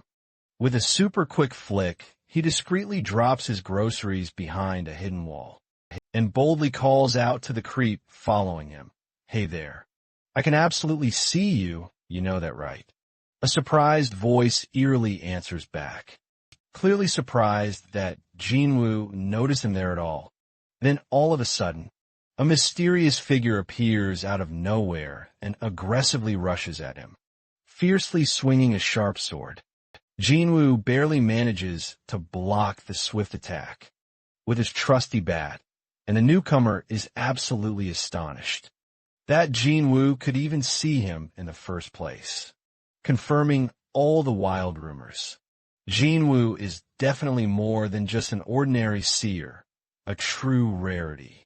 Well, I guess I'll have to show you just how incredibly ordinary I truly am. Jinwoo thinks to himself as he powerfully pushes the attacker back and fiercely leaps at him for a devastating counterattack. Since the attacker desperately wants to keep his identity a secret, Jinwoo quickly decides he'll just have to brutally beat some sense and answers out of him until he finally spills all the juicy beans. However, the mysterious attacker has a very different plan in mind. He cunningly uses a powerful skill to turn himself completely invisible. Jinwoo can just faintly sense his presence, a mere whisper, enough to narrowly dodge and block most of the relentless attacks. But he clearly knows he can't keep this strenuous defense up forever. If only he had his incredibly powerful usual bat. But the grumpy old dwarf is still working hard on it. So he's stuck with just a regular, boring aluminum bat. This is definitely going to be a very long day ahead. He thinks, urgently realizing he absolutely needs to make a quick run for it. Just as he makes a desperate dash for freedom, the mysterious hooded attacker slaps a tracking device right onto his shirt. Gene Hook then sprints into a bustling, crowded area, desperately hoping to vanish, but the attacker's sinister device lets him pinpoint Gene Hook's every single move. The trail dramatically leads them to a bathroom in a department store. Perfect, the attacker mutters to himself. Camouflaging himself, he then kicks open a stall door, fully ready to pounce on his prey. Except there is absolutely nothing there but the tiny tracker, stuck to the wall. Seriously. A bathroom trap. Gene Hook realizes he has been completely played, just as he is about to furiously kick himself for falling for that trick. The assassin charges up a massive, blazing fireball, aiming it straight at Gene Hook's chest, and a poor innocent kid who just wanted to use the toilet. With absolutely no time left to spare, Gene Hook throws up a powerful shield to protect them both. The assassin then uses the swirling smoke as perfect cover to escape. Great, a fireball and a runaway. He thinks to himself, shaking his head as he desperately tries to catch his breath. Suddenly, a mysterious object suddenly stabs right through the assassin's chest, killing him instantly. Oops. Gene Hook says, blinking in total surprise. I really did not mean to kill him. Just as he is lamenting the absurd situation, a glowing status window suddenly pops up in front of him. It acknowledges the murder he just committed, but labels it officially as self-defense. Well, that is quite a relief. He sighs, but I truly could have done without all the drama. Before he can fully process it any further, two sharp detectives suddenly approach him, asking questions about the wild incident. He tries his very best to cooperate, explaining how he was simply minding his own business when pure chaos suddenly erupted. Luckily, since he did not receive the dreaded villain trait, the detectives do not suspect him of any foul play. They confirm he was clearly acting in self-defense and promptly let him go, but not before sternly warning him not to mention the words murder, self-defense, or villain. They then hand him a sleek device that will monitor his every word. Great, a babysitter, he mutters under his breath as they finally release him. As Gene Hook makes his way back to his dwelling, he simply cannot shake off the nagging feeling that he has suddenly become the absolute focal point of attention. Across the entire hunter community, an undeniable stir. Meanwhile, the keen-eyed detectives excitedly speculate among themselves, noting withal how he astonishingly managed to block a powerful attack, all while masterfully protecting an innocent, defenseless child, and effortlessly took down an incredibly high-level hunter as well. There's simply no possible way this formidable guy is just a mere C rank. They whispered to each other in hushed tones. I just hope he does nothing at all to completely lose all our trust. Back at his home, Gene Hook eagerly checks out his mysterious new class. It is called none other than the Powerful Inquisitor. It seems to powerfully build off his existing cleric abilities. But with an exciting new twist, his skills are now far more self-focused, allowing him to effectively act like an impenetrable tank while healing himself. Plus, he now suddenly gains the incredible ability to directly see the karma of others. Great, now I can just judge people on top of absolutely everything else. He playfully quipped, shaking his head at the blatant irony of it all, excited beyond measure to thoroughly test out all his new powers. He immediately returns to the familiar dwarf's bustling workshop. As he was promised, his powerful weapon has now been fully enchanted to spectacularly send out devastating lightning attacks. All he truly has to do is simply think about it for a moment, and it then powerfully sends out up to 3 charged lightning blasts. Talk about a truly shocking development. He chuckles with amusement, already envisioning all the utter chaos he could soon unleash. However, his companion Lucia seems notably less impressed. "I can't sense any holy power from you anymore," she states plainly. She says to him, her expression clearly looking very concerned. "What exactly did you end up doing in the human world?"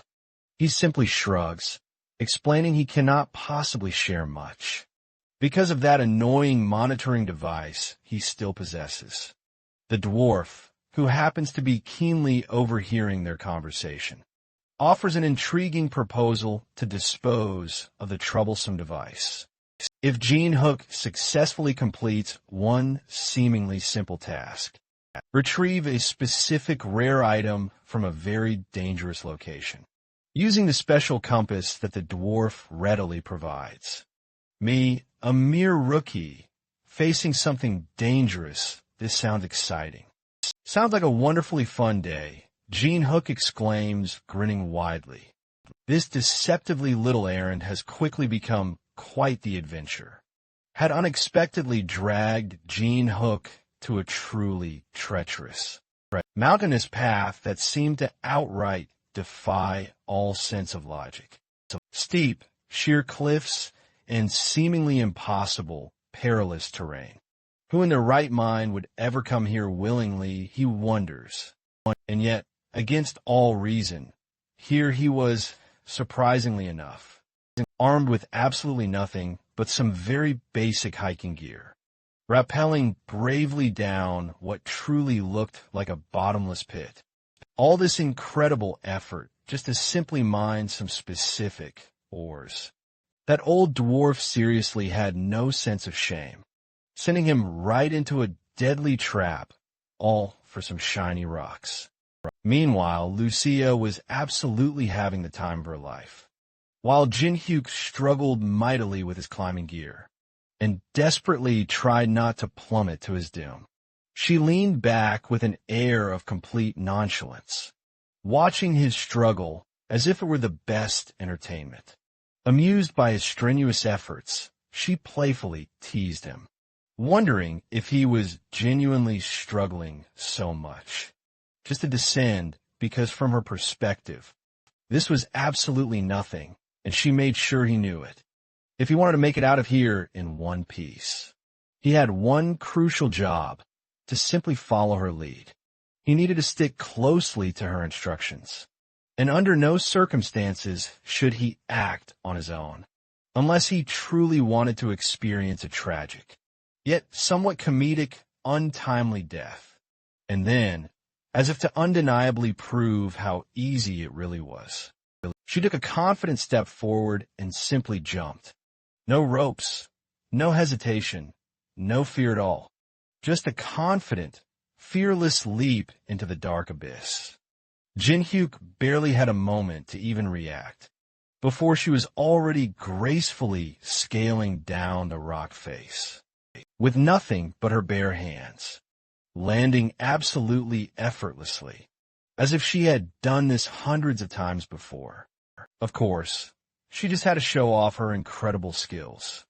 Jin-Hyuk let out a heavy sigh, knowing full well he couldn't just casually do what she did, at least not without some serious repercussions, not without breaking more than a few bones in the process. Lucia, however, saw things very differently. From her unique point of view, he wasn't just being careful, he was overdoing it. He was completely babying himself. If he kept acting like a fragile porcelain doll, he was never going to truly realize what his body was actually fully capable of. With a mischievous, teasing grin, she remarked that he was merely limiting himself, fearing for absolutely no reason at all. And then, just to truly drive her point home, she dove head first, fearlessly into the gaping pit, Completely unbothered, Jin-hyuk stared after her, torn between a mix of admiration and irritation. It was unbelievable, but maybe, just maybe, she was right. His body had changed. He was definitely stronger. He was much faster now. He just wasn't used to truly thinking of himself that way. Perhaps he was truly being too cautious. Taking a deep breath, he loosened his tight grip on the rope and muttered to himself a few words before letting go. The very moment he free fell, adrenaline flooded his entire system. The wind roared incredibly fast past his ears, and for a quick second a pang of doubt truly crept in. But as he rapidly neared the bottom of the long fall, instinct immediately took over, using his hands and agile legs. He expertly braced against the unforgiving rocky walls, slowing himself down just enough to smoothly land beside Lucia. Completely unscathed, yet she barely looked impressed by his feat. Arms crossed, she coolly raised a single brow and remarked that it had certainly taken him quite long enough. Jin-hyuk exhaled half in profound relief, and also with a bit of annoying frustration. He admitted grudgingly that she just might have had a point. Lucia simply smirked, her unwavering confidence absolutely clear. She always had a point, as much as he desperately wanted to argue. The shocking truth was undeniably clear. He was truly not a normal human anymore, by any means. He had been holding himself back for absolutely no reason at all.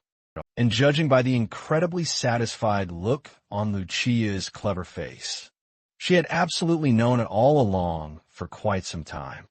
Taking a much-needed break in the middle of their urgent mission, they calmly settled on a very steep cliff, gazing at the endless, breathtaking landscape stretching far below.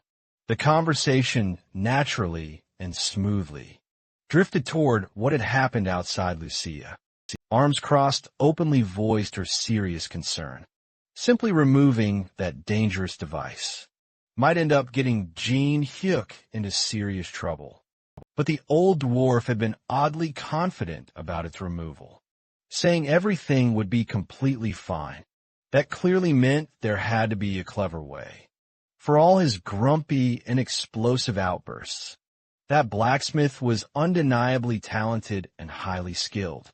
Even someone as discerning as Lucia, who made no effort to ever hide her deep distaste for the old man, had to admit that when it came to crucial things like this, the dwarf was surprisingly reliable. She still certainly didn't like him, but she had no choice but to deeply trust his remarkable craftsmanship. Shifting the entire conversation, the curiosity of Lucia turned to something entirely different, specifically their current karma values, specifically the ones tied to the new class of Jin-hyuk. She asked about her own individual level, and after a quick check he informed her that she had 82, the highest among the three of them present. Jin-hyuk himself currently sat at 64, while the old dwarf had 72. The surprising numbers didn't surprise her at all, given the life she had lived. It was no surprise she had the highest karma score. She'd fought tooth and nail, doing whatever it took to survive. And yet, the gap between her and Jin-hyuk was a surprisingly slim 20 points, even though he'd only taken out a single person. Lucia, on the flip side, had frankly lost count ages ago. This realization sparked an intriguing comparison in her mind. Back in the world she once called home, they had what were known as saints, beings capable of instantly telling good from evil, with nothing more than a passing glance. Jin-hyuk was quick to dismiss the notion that he was anywhere near being a saint himself, and she wholeheartedly agreed without a moment's hesitation. But that really wasn't the point she was making. She was simply pointing out that the power to measure evil existed in one form or another across different worlds. though she honestly cared little about that at this very moment. Truth be told, she had no interest in wasting precious time, hunting for a mine just to please the demanding old dwarf. What truly captivated her attention, however, were Jin Hyuk's impressive new abilities. She was absolutely itching to thoroughly analyze them, and when he questioned why she was so deeply invested, she merely gave a casual shrug and stated that she simply found him utterly entertaining, and she wasn't wrong at all. Watching him unravel mysteries was infinitely more captivating than just staying holed up inside a dusty, abandoned dungeon. They desperately needed a much better way to grasp karma values. And Lucia had a perfectly simple and straightforward solution. Go outside and conduct some genuine real-world experiments. Jinhyu paused for a moment, clearly hesitating. He felt a pang of guilt about putting their mission on hold for the grumpy old dwarf. But Lucia truly had a compelling point. Staying cooped up in this dungeon with only the two of them would simply never give him any profound understanding of his incredible abilities. After a very brief moment lost in deep contemplation, he reached a hand deep into his pocket, even if he felt a tiny bit guilty about completely ditching the dwarf's urgent request. His intense curiosity ultimately won out, fishing out a return stone. He carefully held it tightly between his fingers. This very special stone had been specifically set to instantly transport him to a specific predetermined location far outside. With a single firm squeeze, he powerfully crushed it.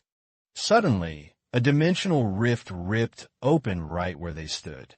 Lucia barely had a second to react before she was quickly swallowed up by the portal, her momentary surprise vanishing into the void. Yet, strangely enough, using that mysterious stone caused Jin Hyuk's karma to rise. Only a few short minutes later, the duo suddenly found themselves in the middle of a bustling city street full of life and noise. Crowds moved like surging waves. Neon signs flickered to vibrant life, and the very air buzzed with vibrant energy.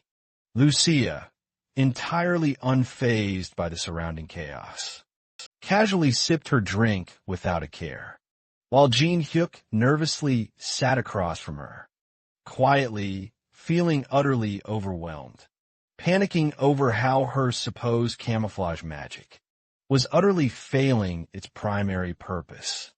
She had confidently assured him moments earlier that she was using her powerful magic to perfectly disguise her true appearance and completely blend into the crowd. Technically speaking, she truly wasn't lying.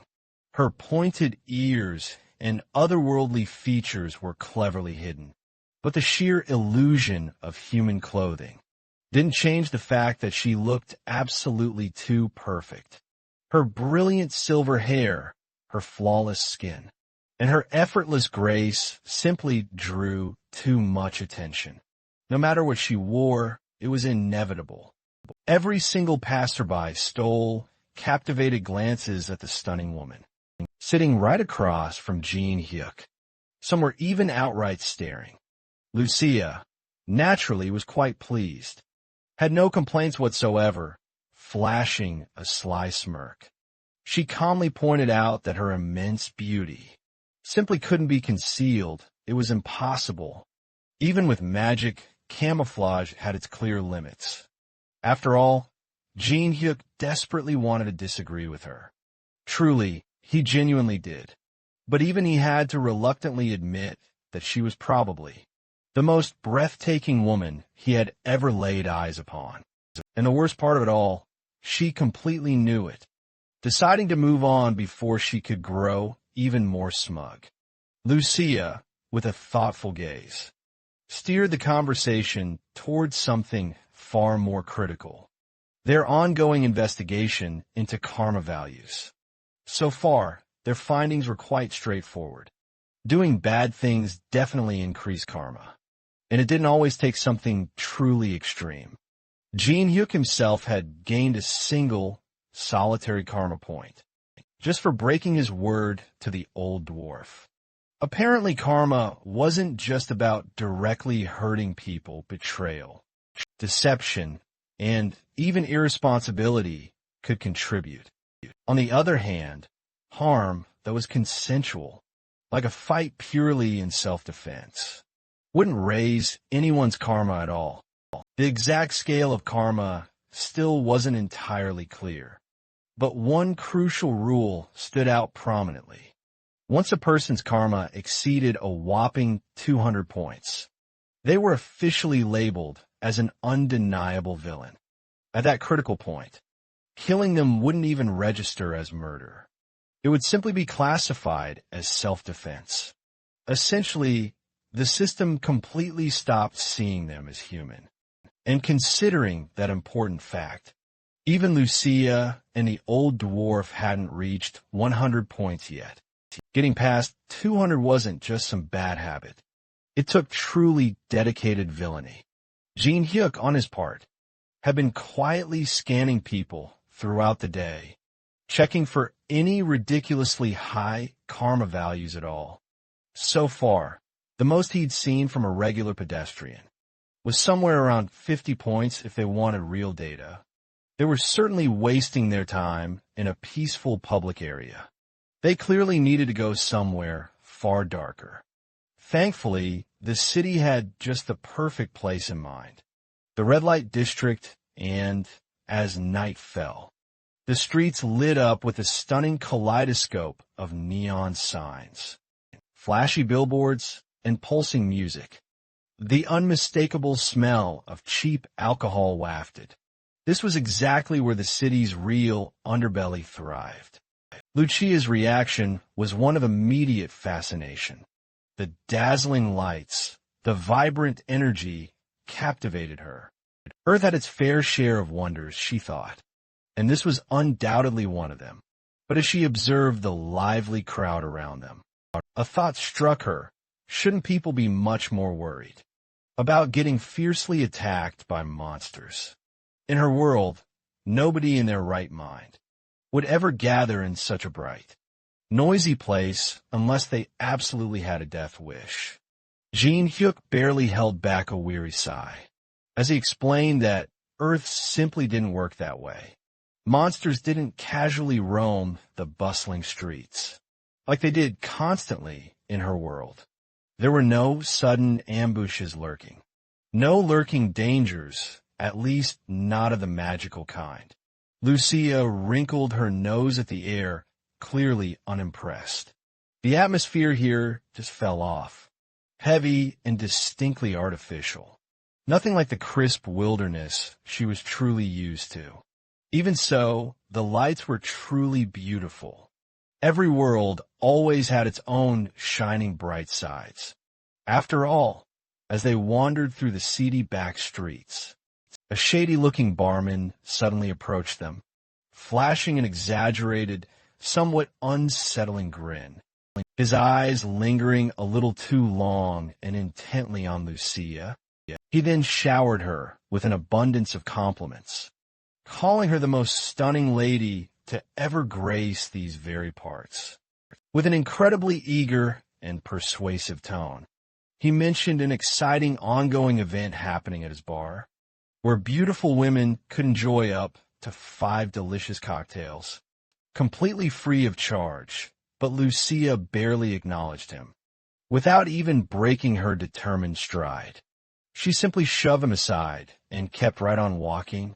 But before she could get too far away, Jin Hyuk placed a firm hand gently on her shoulder, effectively stopping her cold right in her tracks. He then quite casually suggested that they take just a moment to enjoy those marvelous free drinks, insisting that it would truly be such a waste to ever turn down.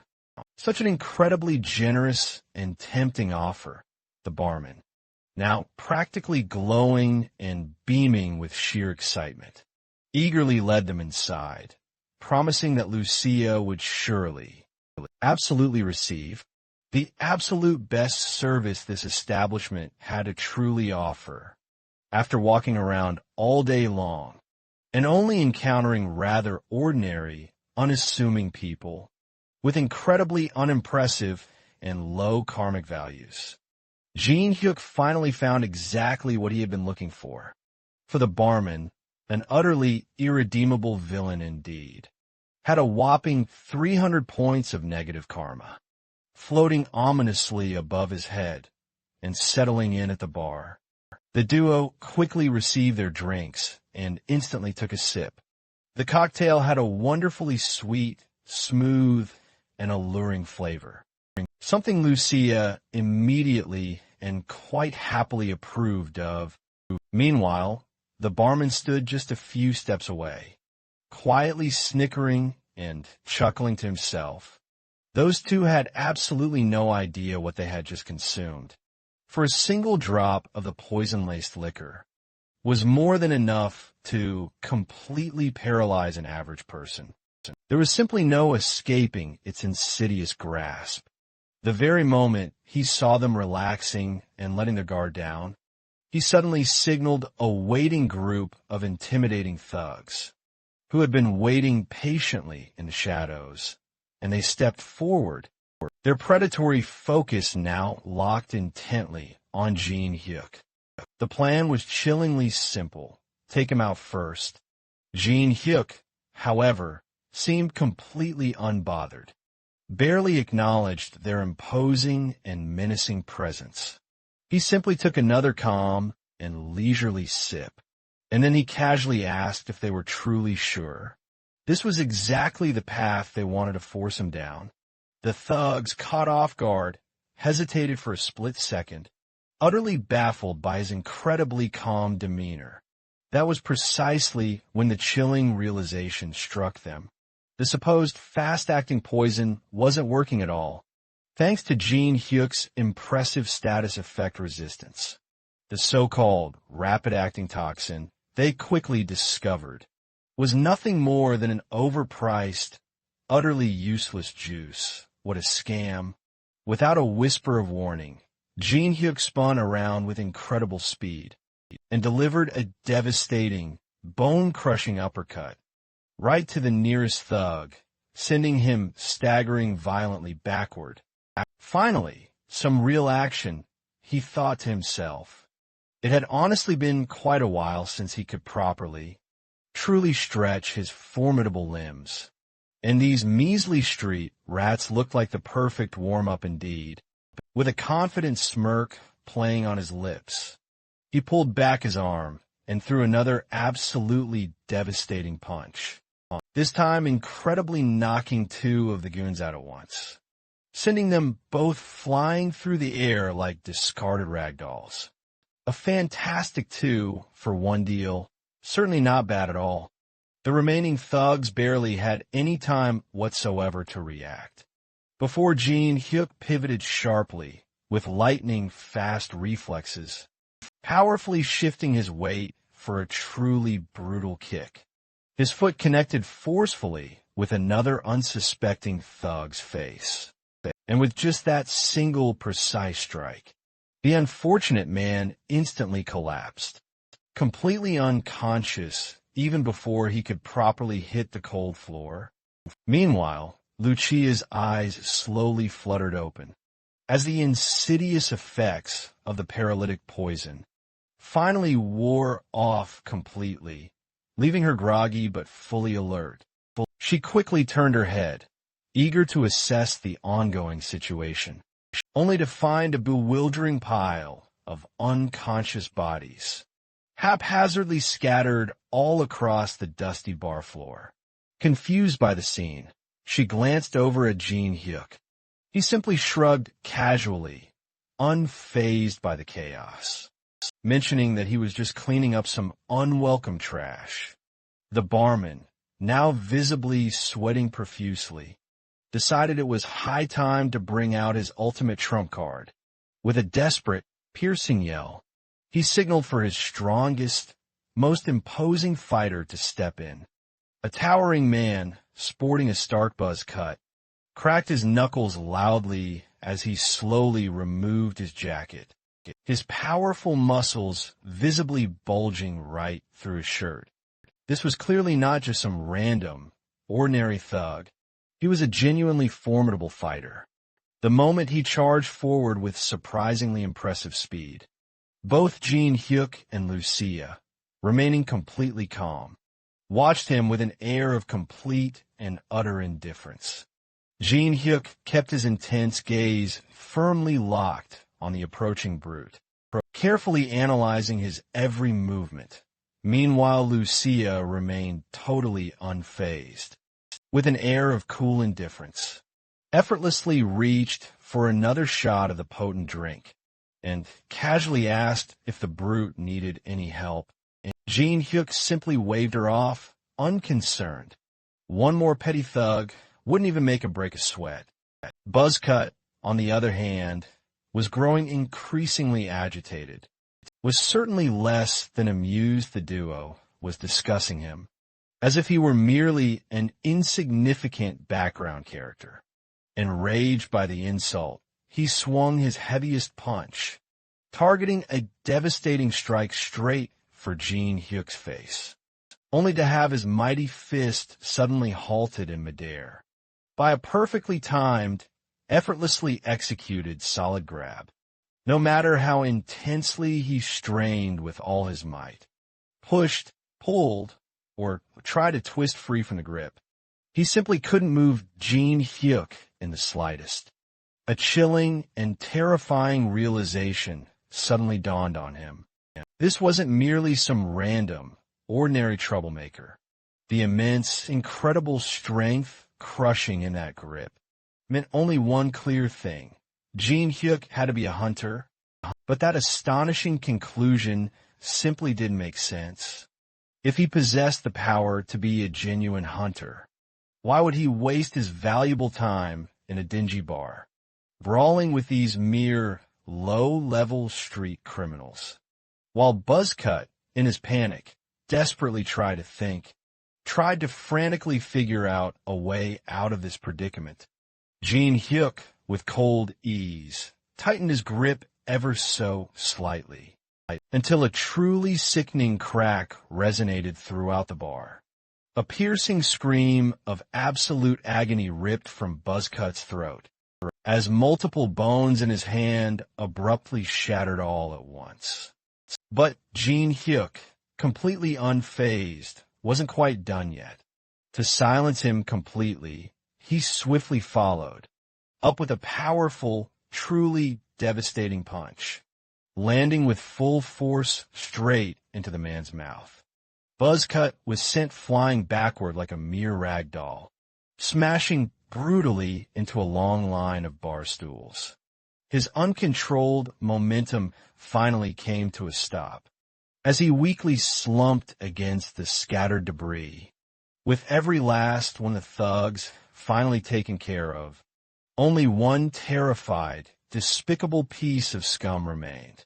The terrified barman saw Jin Hyuk move like a wild beast, instantly closing the distance in a lightning-fast flash, before effortlessly locking the barman into a chokehold.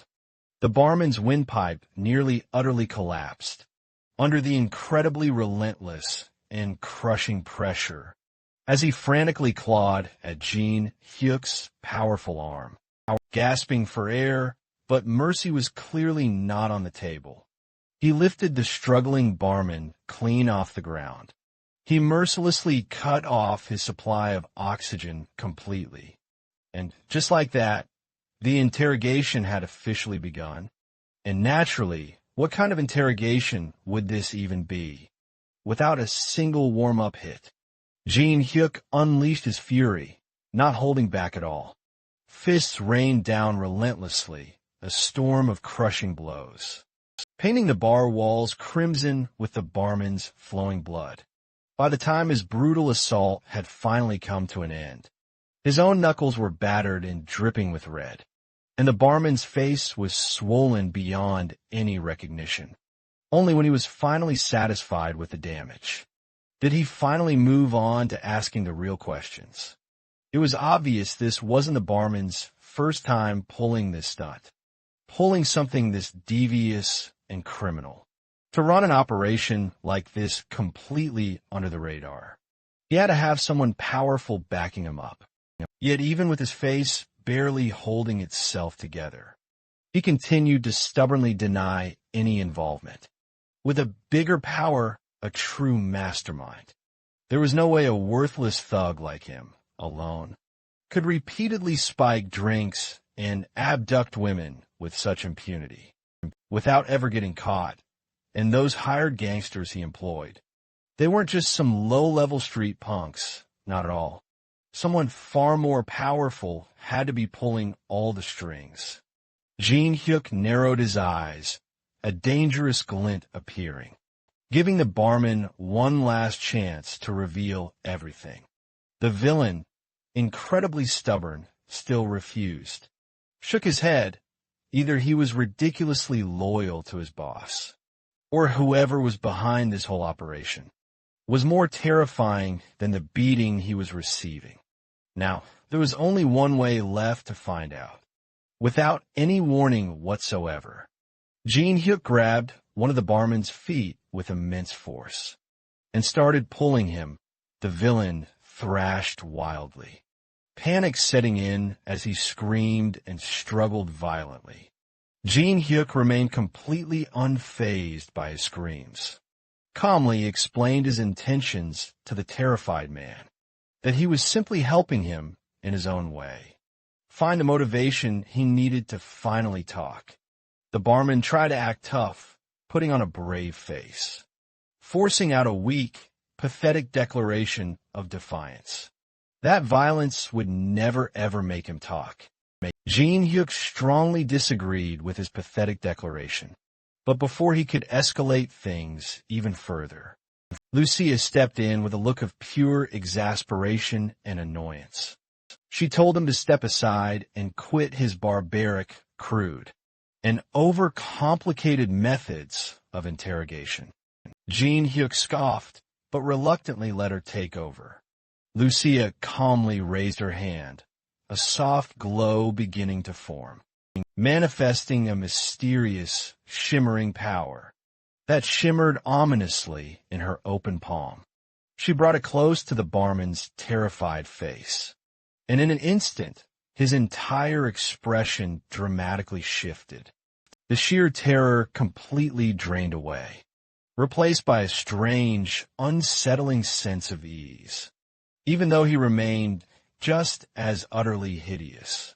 A few unsettling moments of silence passed, as this strange power slowly seeped into his system, and then, completely out of nowhere, his face twisted into something truly deranged.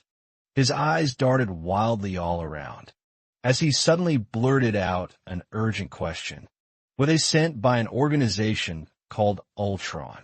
His voice cracked with pure paranoia, insisting absolutely that, no matter how much trouble Ultron stirred up, it was already too late. Lucia tilted her head. That wasn't the reaction she had truly expected. Sure, she meant to loosen his tongue, but she hadn't planned on making him a complete lunatic. Well, at least her plan worked out. The barman just kept rambling, his words spiraling further and further into madness. He sneered as he declared that Ultron was utterly insignificant. His powerful tyrant guild would wipe out every last one of their pesky enemies. And just like that, the hidden truth revealed itself. The tyrant guild, Jin Hyuk's eyes darkened. This situation was far bigger than he initially thought. Now that the guild's name was out on the table, he pressed forward relentlessly, demanding to know what made them so incredibly confident that they could easily massacre their enemies. The barman, practically drooling at this point, let out a crazed chuckle. His answer was incredibly simple. They had a Lone's elixir. Jin Hyuk frowned. That name meant absolutely nothing to him. What the hell was he truly talking about? A few more minutes later, the police arrived to investigate the whole incident. But by then, the two, Jin-hyuk and Lucia, had already slipped completely away. What started as a simple bar brawl had unexpectedly led them to uncover a truly massive conspiracy, one that reached all the way to the very top, with a major guild secretly pulling all the strings. As they hurried through the dimly lit, dangerous streets, Lucia then explained the horrifying truth. Alone's elixir wasn't just some ordinary performance enhancer. It was a drug that instantly doubled the user's stats, but at a truly horrific cost to make it. Countless innocent young women were sacrificed, their lives unjustly taken. She had heard whispers of such dark practices before, but never in her wildest, most terrifying nightmares did she ever imagine that a guild from Earth could create something so utterly sinister and vile. The sheer depravity was almost unfathomable to her. Yet, this horrifying reality was not entirely new. Back in her own world, Alone's elixir had also existed. There, they tragically named it the Queen's Tear, a name that carried such a heavy, agonizing, and incredibly painful weight for her. One of her very closest friends had been sacrificed for it, tragically, when they were much younger than years later. After finally reaching the formidable platinum rank, Lucia herself had personally wiped out the entire organization responsible for that drug's production. There was no mercy, no negotiations at all. She had utterly burned them to the ground, leaving nothing. That grim history explained why she had been so grim, ever since they first left the bustling bar. The very moment she heard the name Alone's elixir, she already knew exactly what had to be done. Now, the pressing question was, what happens next? The barman had already spilled crucial information, that the dangerous elixir was almost complete. If they wanted any chance to stop this, they needed to take down the mighty tyrant guild before their vile production was finalized forever. Meanwhile, back at the bar, the scene changed. Long after the police had finally left the scene, a mysterious man dressed in all black stood silently in the shadows, reporting the unusual incident to his superiors. His mask and dark glasses covered most of his face, but his sharp, focused, and calculating tone left no doubt about his unwavering efficiency. Based on his thorough investigation, this was clearly not an internal dispute among them. What was truly strange and perplexing was that the perpetrators had only killed the barman, then, and left. This wasn't a tactic used by any rival guilds or their usual enemies. Something simply didn't add up. His orders from above were perfectly clear. Find out precisely who had interrupted their operation. And soon, the masked man was utterly confident. Whoever the mysterious perpetrators were, they would not stay hidden for very long. But the Tyrant Guild was not the only one making moves. At the Titan Guild, the atmosphere was thick with tension. Their top brass was currently overseas, handling urgent business. But that didn't stop the powerful gears from turning. The ever-efficient Secretary Lee Hyena had just finished overseeing their operations in Hong Kong, and the results have been excellent. If they kept this up, they could even consider recruiting 15 more guild members by all accounts. The guild was thriving, but CEO Sango, the Titan Guild's leader, wasn't feeling too great. He had just received shocking news about Aelin's elixir. As expected, even someone as competent as Lee Hyena had never heard of it before this moment. The association had been working hard to keep its existence completely under wraps. Unfortunately for her, Hyena's return to Korea would have to wait. There was still pressing guild business overseas. That meant Sango would have to handle things on his own, wasting no time at all. He issued an urgent order to the entire guild. Effective immediately, Titan Guild was declaring full-scale war against the Tyrant Guild in this sudden declaration sent shock waves through the entire guild. A move like this wasn't just risky, it was an outright gamble for everyone. Lee Hyena, ever the voice of reason, immediately asked for more details, declaring war without consulting their executives. Without a strategy, it was truly reckless, even by Sango's daring standards. But he wasn't budging.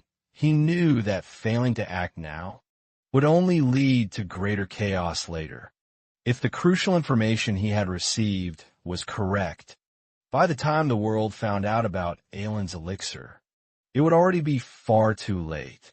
Hyena, still deeply skeptical, pressed for much more information.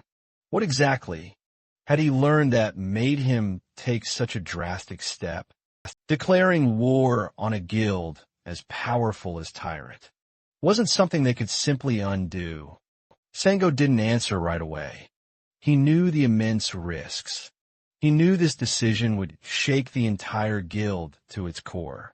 But he also knew they wouldn't be alone in this fight.